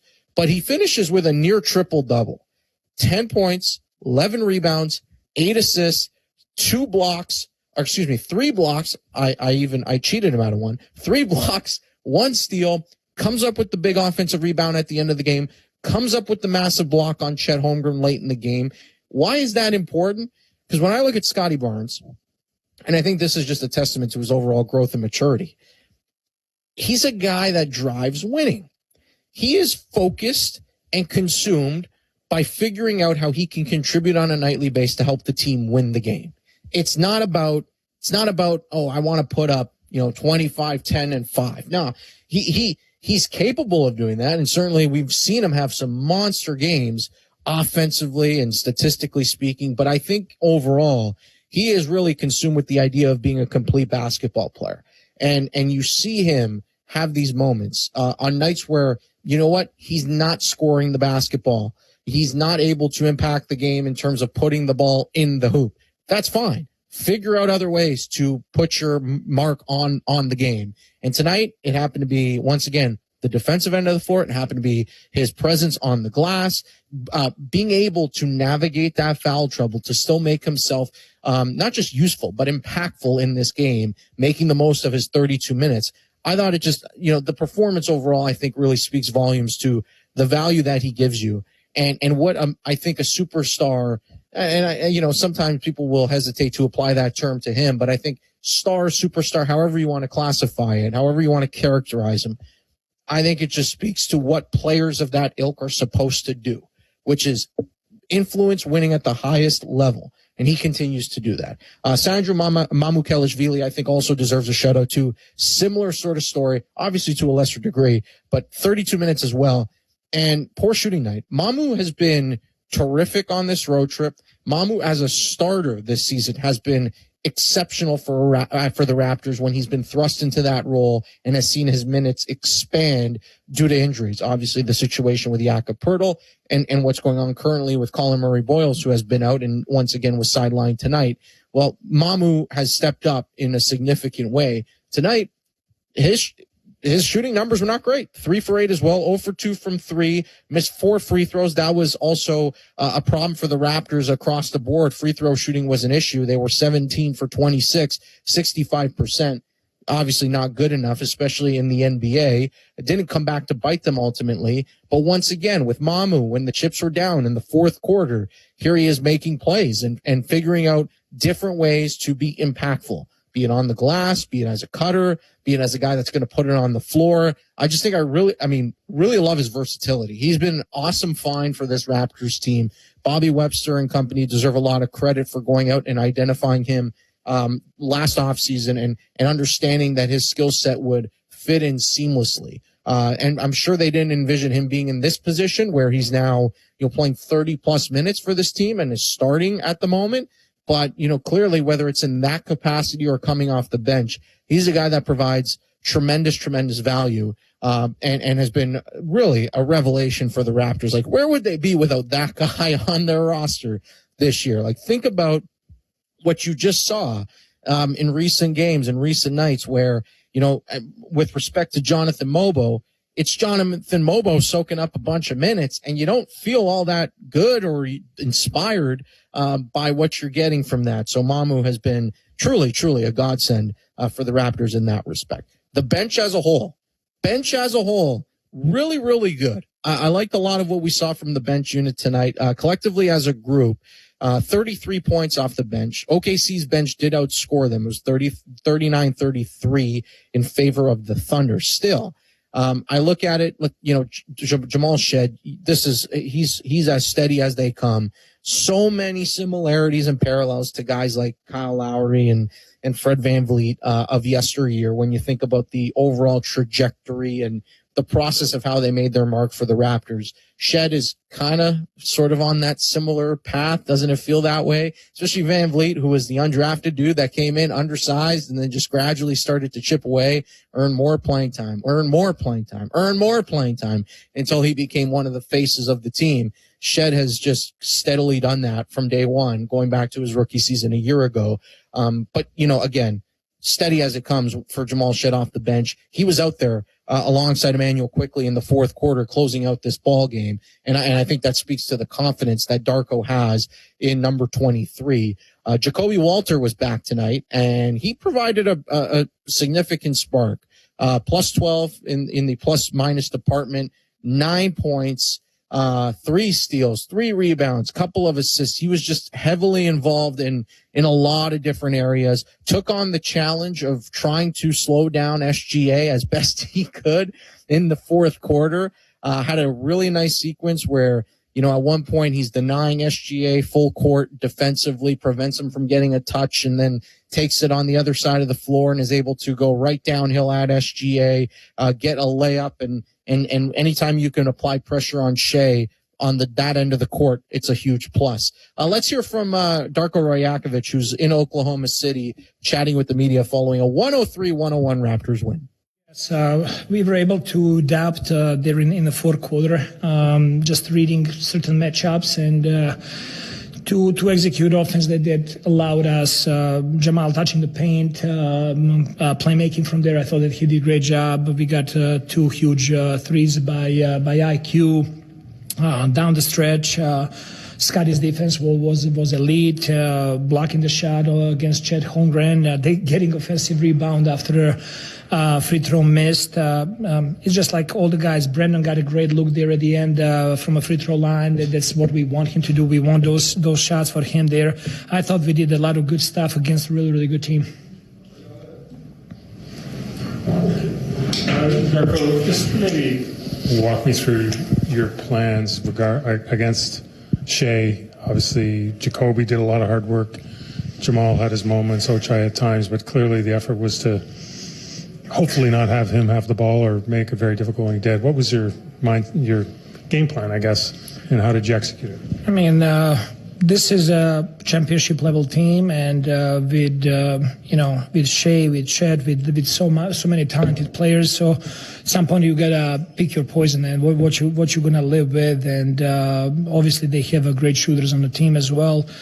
So we really wanted to limit touches that Shea is getting, and to make it really hard on him. At the same time, to make it hard and give a little bit different look to the whole team how to play out of that. And what was your observation of Jacoby taking on that work at this stage of his career? Yeah, Jacoby did a great job, especially because this is the first game of him coming back after missing several games. So, after his first stint, he was on the court for 2 minutes and 30 seconds, and he asked for a sub because he was gassed and tired. But he found his way as the game was going on. And, Jacoby really... he's searching for those type of matchups. He wants to guard the best players on the other team, and you can add him to the list of Scotty Barnes and Jamal Shed and CMB. We have Ochai. We have a lot of guys that are looking forward to guard the best player on the other team. And I thought that Jacoby made it really, really hard. We tried some things that are not part of our package of every single night. So there was some mistakes and miscommunication, but we knew that going into this game, we'll have to live with some mistakes there so we can learn and get better. Obviously, you work game by game, and every game needs something different. But when you look at just a stretch of the road and just the success you've been able to find, are you learning new things about your group? Yeah, I mean, learning every day, obviously, learning the comfort level of players, learning how we can improve, learning how we can set better screens. There is a lot of things that we're trying to focus on and improve on, and for us, this is a process. It's never stopping. We always... Every game is information for us. It's a data, and we go and analyze the data, and we're trying to improve in the next game and looking the big picture where we want to go as a team. So there is always something for us to pick up from every game. Is there anything you think IQ has landed on these last 10 days or so? He's really playing probably his best basketball this season. He's playing great basketball. I mean, tonight he ended the game with 11 rebounds, and we talked about going into this game how important is going to be rebounding and how important is going to be taking care of the ball. And offensively, he's just allowing game to come to him. He's not rushing it. He's trusting his teammates. They have trust in him, and we're just trying to make the right play down the court every single time. Scotty ended the game with 8 assists, Brandon with 4, we had Jamal with 5, multiple players had assists, pretty much everybody that played had assists there, so that speaks a lot of the style of play, and when you play in that style, you start believing that if I'm open, I'm going to get the ball, and just having that calmness is really helping him as well. All right, there's Raptors head coach Darko Rajakovic following his squad's 103-101 win. Inspired performance by the Raptors on the road in Oklahoma City. They improved to 29-19. Again, you're listening to our Raptors post-game coverage here on the Sportsnet Radio Network with yours truly, Daniele Franceschi. We have a few minutes left. I have some numbers I want to throw at you. Different fun facts and stats emanating from this performance tonight. You heard Darko talk a lot about Immanuel Quickley there. He was asked about IQ. Let me throw a few things at you. So I mentioned it was a double-double performance tonight for Quickley, 23 and 11, 11 being in the rebound department for the 6'2", 6'3"-ish Immanuel Quickley. He has 19 rebounds over the last 2 games. It's the most he's recorded in a 2-game span as a Raptor. Also, talk about three-point shooting. I mentioned super efficient tonight, 6 for 10 in that particular department. He was shooting 34.6% at the start of this road trip. Now, at the end of the road trip, after 5 games, Raptors going 4-1, he's up to 36.8%, meaning he went 16 for 26 from 3-point territory over this 5-game span. He's been red hot. He's playing good basketball. I know his name has been thrown around a lot when it comes to trade fodder, and I understand it. I do.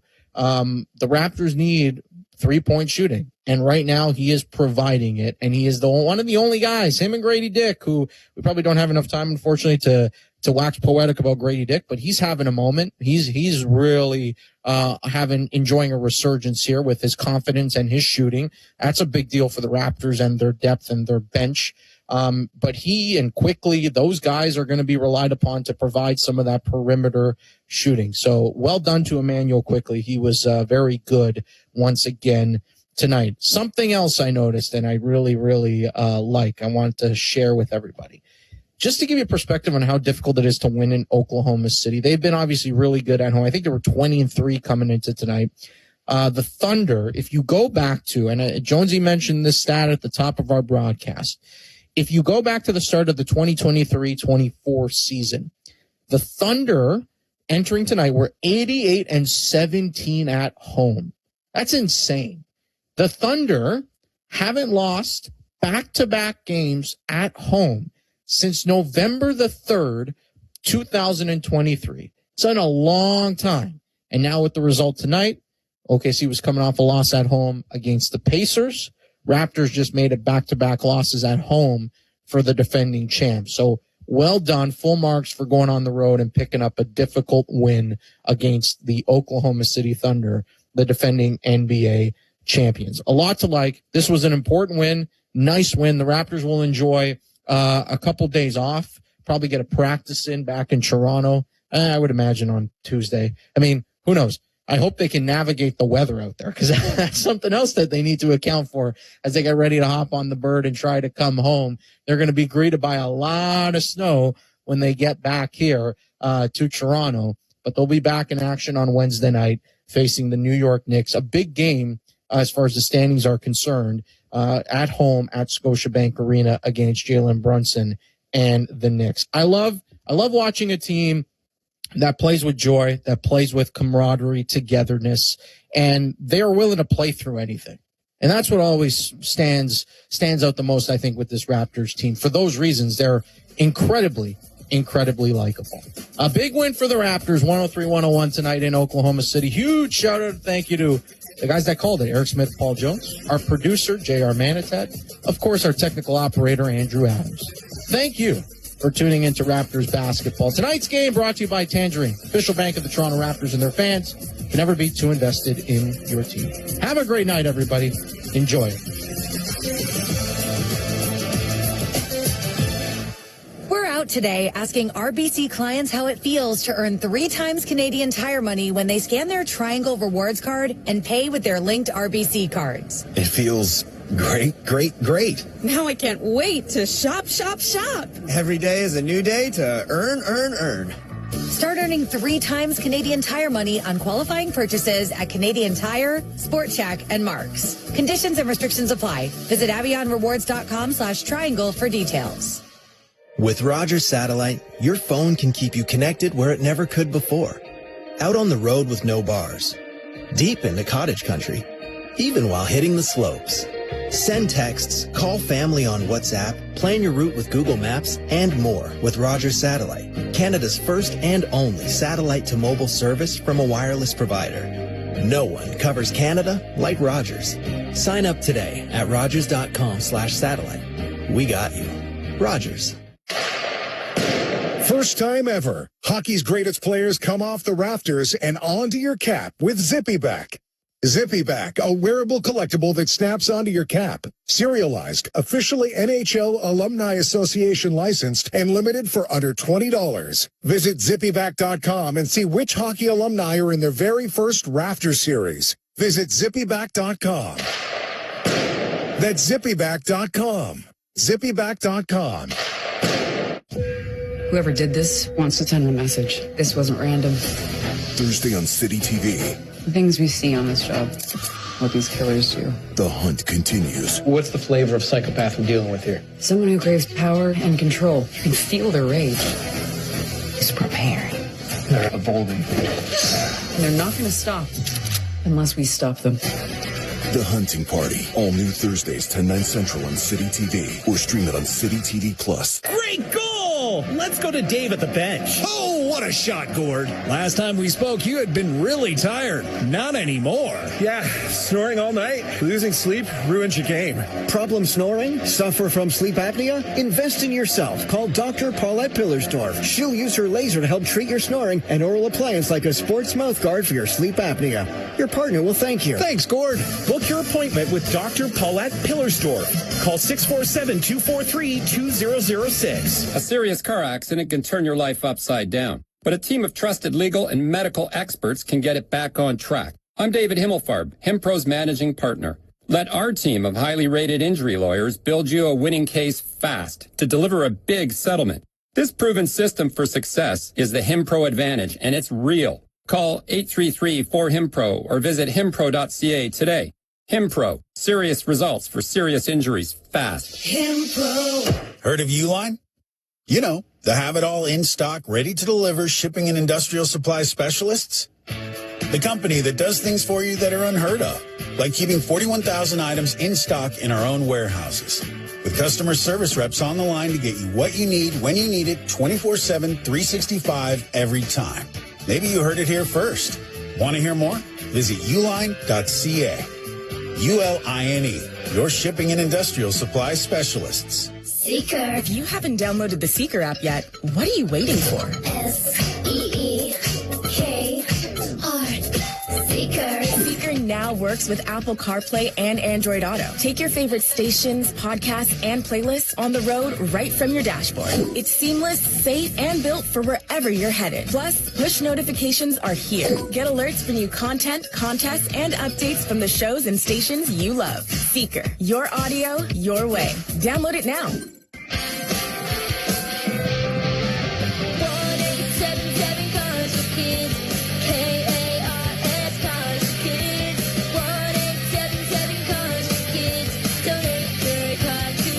Call 1-877-CARS-FOR-KIDS to reach a friendly live agent. Donation's super easy, and your car can be picked up as soon as tomorrow. Call us now and get a maximum tax credit.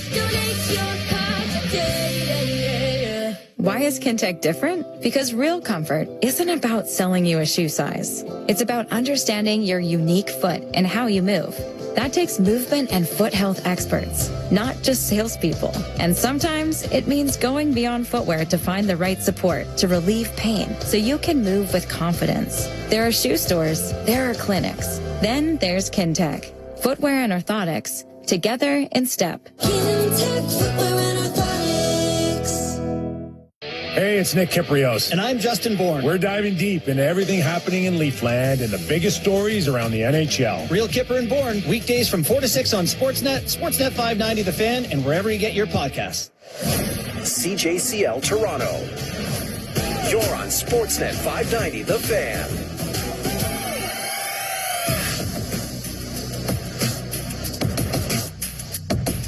All would agree, two best teams in the NFL played in the NFC Championship game today. I don't think there's any question about it. Ian Furness in Seattle, KJR in Seattle is the Seahawks are going to the Super Bowl. They outlast the Rams 31-27. Follow them. Buddy, I'm looking outside right now. I see like 50 kids out. Yeah. I see 50 kids with sparklers. They're going crazy. They're illegal here, but there's fireworks, there's sparklers with kids. What could go wrong? Of course. And mom and dad, a lot of it's nothing's going to end well tonight. I'll tell you that right now. It was good. Sorry. We do have to give credit too, because I think everybody all week long, everybody was picking the Rams, despite the fact that the Seahawks have been so good, especially lately. The Rams weren't great in either playoff game. And the Seahawks just rolled the 49ers 41-6. But everybody was looking at basically the most simplistic thing, which is Stafford versus Darnold. And Darnold comes out tonight and goes 25 of 36, 346, 3 touchdowns, no interceptions when he had thrown 6 against him this year with a 127.8 rating. I guess you can't say anything about this guy anymore because he played Stafford played great. He threw for 374, but Sam Darnold's team won, and there's not a whole lot you can say about him anymore from a negative standpoint because he had struggled in 2 games. He had struggled as a Viking against the Rams. Did he exercise all these demons tonight?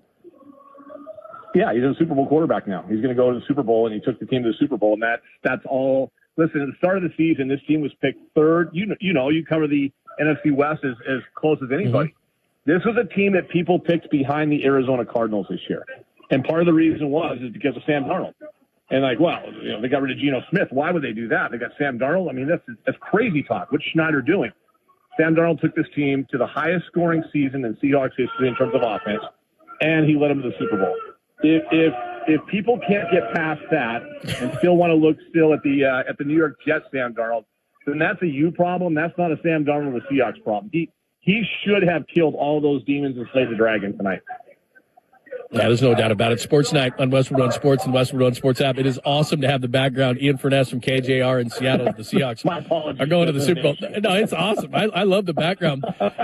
How ironic is it that, Jackson Smith and Jim was absolutely great tonight. 10 for $153 and a touchdown. He was outstanding.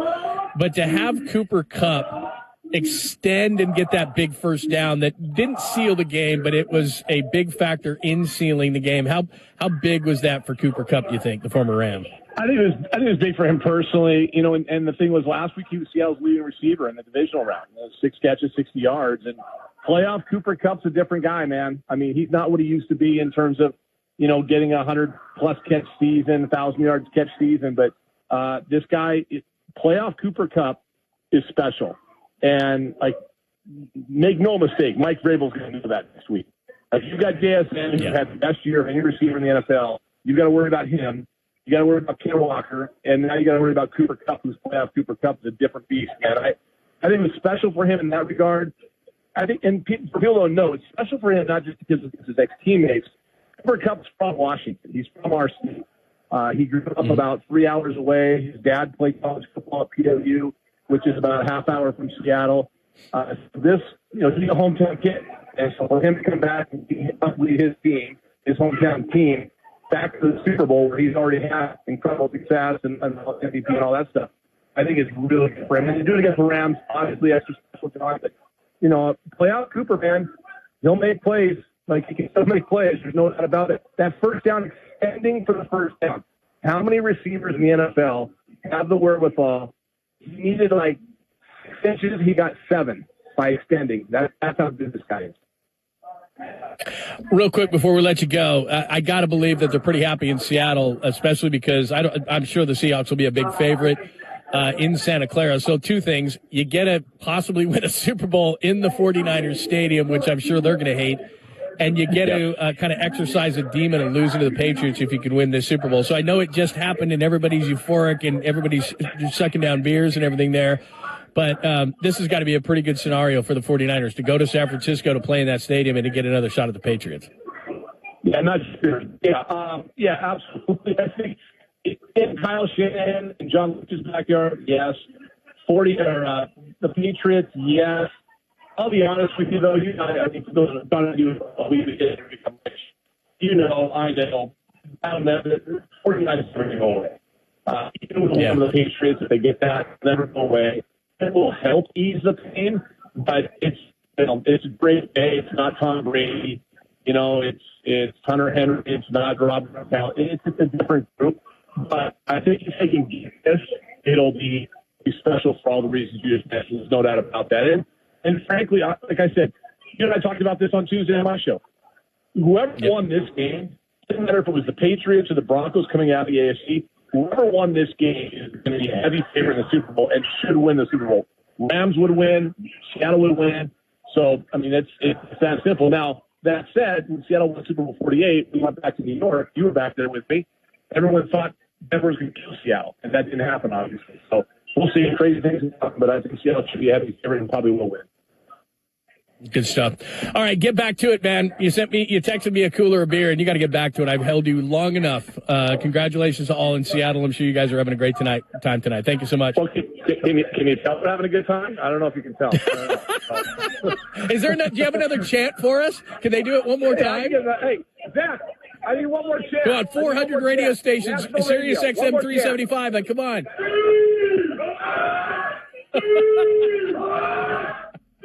Very well done. How's that for you? Is that good? That work? Yeah, is that your whole neighborhood? Whole neighborhood, yeah.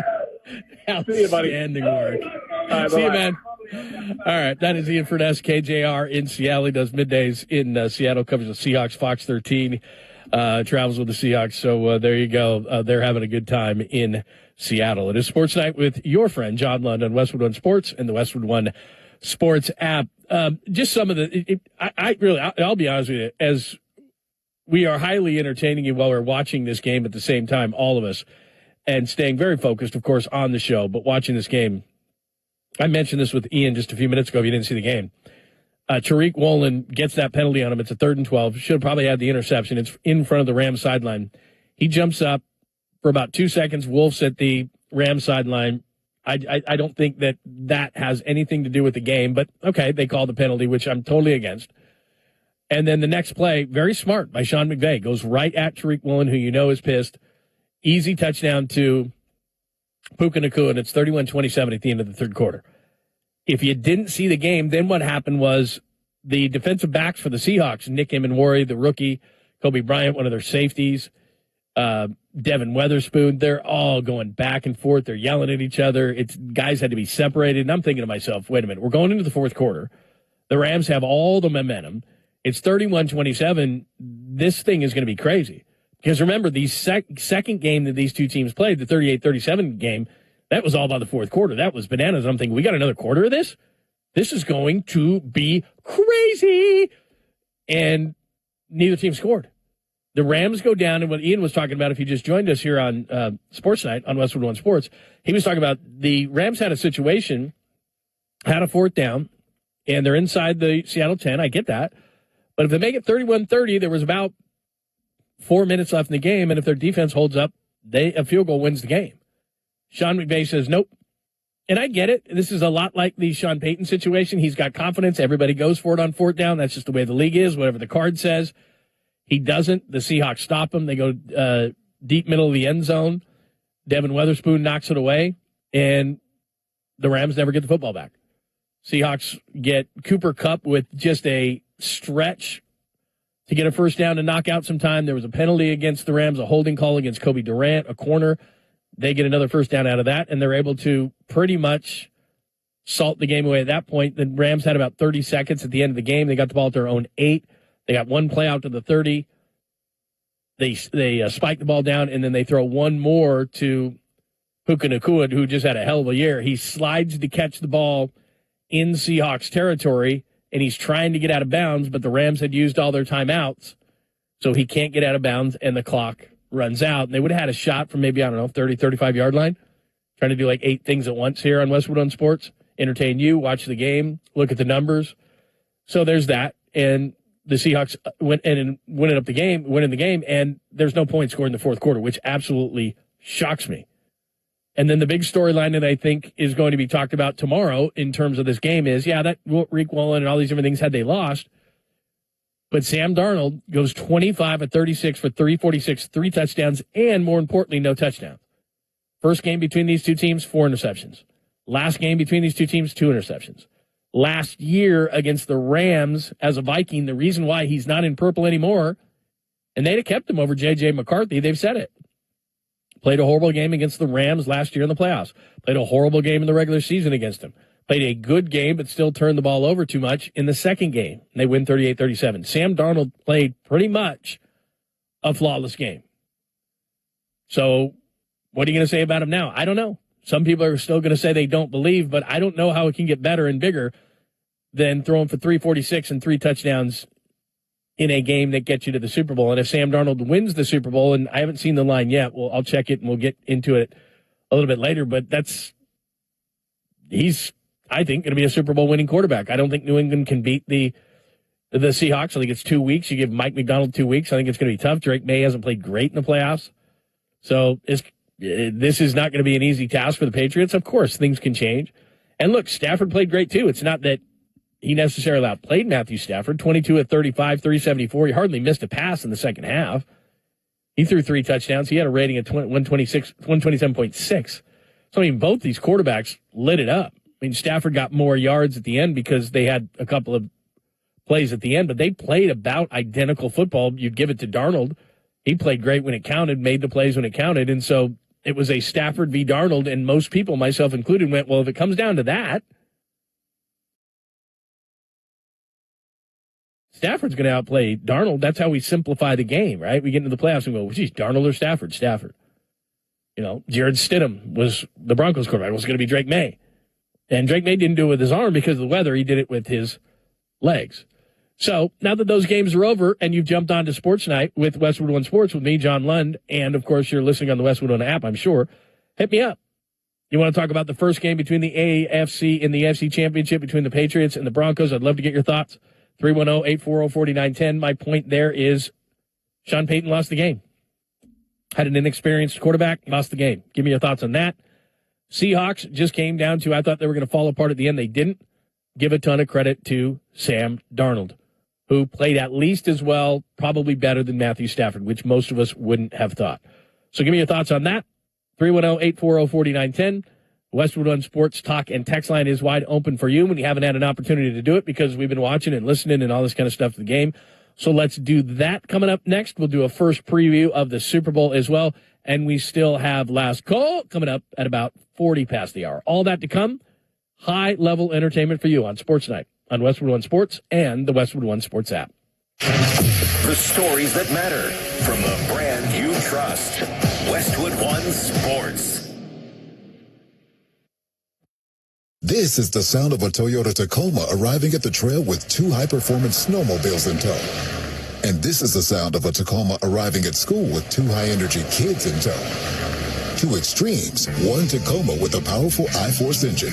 Now's the time to get yours. It's time to Toyota. Lease a 2026 Tacoma Double Cab SR5 from $124 weekly for 36 months at 6.69% with $4,900 down. Visit shoptoyota.ca or your Ontario Toyota dealer today. Did you know Budapest is actually 2 cities? Buda on one side, Pest on the other. But whether you're a history buff or culture curious, no need to pick a side. You get it all on this trip. Non-stop flights to Budapest start June 2026. Air Canada. Nice travels. I'm the puck that just won't bounce your way. I'm the gust of wind that makes the field goal miss. I'm the final shot that bounces out. Yeah, that's me. I'm random. And before you bet more than you can afford to lose, remember, I'm always in play. Learn more at gamblingisrandom.ca. Discover the 2026 Infiniti QX60 Lux at Alta Infiniti. 3 rows of comfort, advanced technology, and unmistakable Infiniti craftsmanship. Lease it from just $389 biweekly plus tax. Premium space, elevated performance, exceptional value. Save big this month only during the Black January event on now at Alta Infiniti Woodbridge on Highway 7, just east of the 427. Part of the Zankin Auto Group. First time ever, hockey's greatest players come off the rafters and onto your cap with Zippy Back. Zippy Back, a wearable collectible that snaps onto your cap. Serialized, officially NHL Alumni Association licensed, and limited for under $20. Visit zippyback.com and see which hockey alumni are in their very first Rafter Series. Visit zippyback.com. That's zippyback.com. Zippyback.com.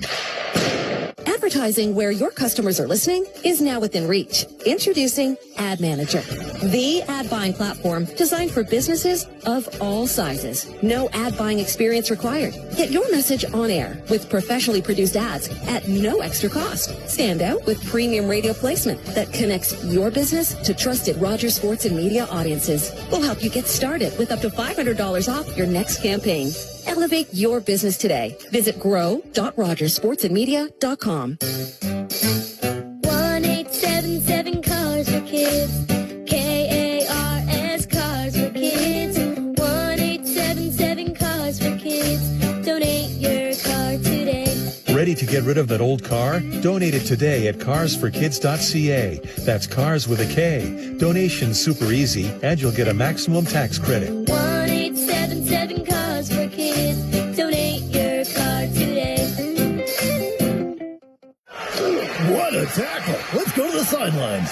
You're in the zone today, Matt. Really on your game. Yeah, getting more sleep, not snoring all night. What a huge difference it can make. Problem snoring? Suffer from sleep apnea? Invest in yourself. Call Dr. Paulette Pillersdorf. She'll use her laser to help treat your snoring and oral appliance like a sports mouth guard for your sleep apnea. Your partner will thank you. Thanks, Matt. Book your appointment with Dr. Paulette Pillersdorf. Call 647-243-2006.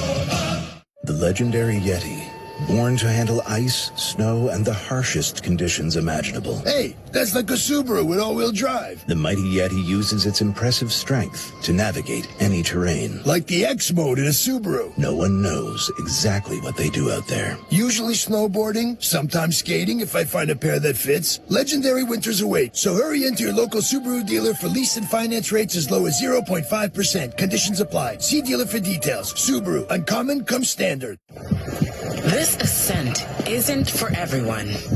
You need grit to climb this high this often. You've got to be an underdog that always over-delivers. You've got to be 6,500 hospital staff, 1,000 doctors, all doing so much with so little. You've got to be Scarborough, defined by our uphill battle and always striving towards new heights. And you can help us keep climbing. Donate at lovescarborough.ca. You're on Sportsnet 590, The Fan.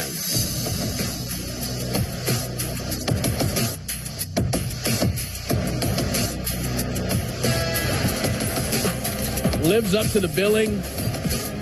First, the Patriots over the Broncos 10-7. Crazy weather conditions in the second half. We had a report from Denver. They said, hey, we didn't know that weather was coming.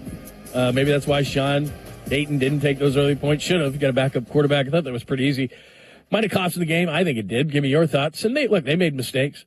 Jared Stidham played well early, but didn't have that fumble, should have just taken the sack, and he said so much after the game. They missed a 54-yard field goal, did Will Lutz. That was in the first half before the weather really hit, and then nobody could really kick in the second half. The Patriots did get the field goal to win the game 10-7, and the Seahawks literally outlast the Rams 31-27. Rams ran out of time, had an opportunity in the fourth quarter, but from inside the Seahawks 10, Devin Weatherspoon knocks away a pass, and the Rams never got the ball back, 31-27. And so Super Bowl 60 in Santa Clara 2 weeks from today is set. It's going to be the Seattle Seahawks and New England Patriots, and we have seen this one before. Of course, one of the best Super Bowls of all time. It was in Glendale, Arizona a number of years back, and of course Tom Brady and the Patriots outlast the Seahawks. Russell Wilson throws that interception to Malcolm Butler, so we're going to get a rematch.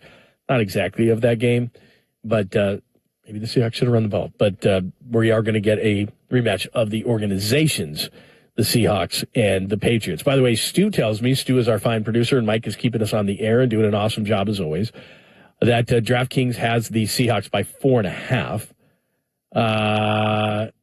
That seems light to me. I could be wrong. Who knows? 4.5, neutral field. I just, watching the game today, And, weather does play a different part in this whole thing. Who knows? I know a lot of people, I can tell you the storylines. They're going to be quarterback storylines. There's going to be the Patriots haven't played anybody storylines. There's going to be Sam Darnold redemption. There's going to be, all those are going to be the conversation points for the next 2 weeks. In just watching the Seahawks and the Rams versus the Patriots,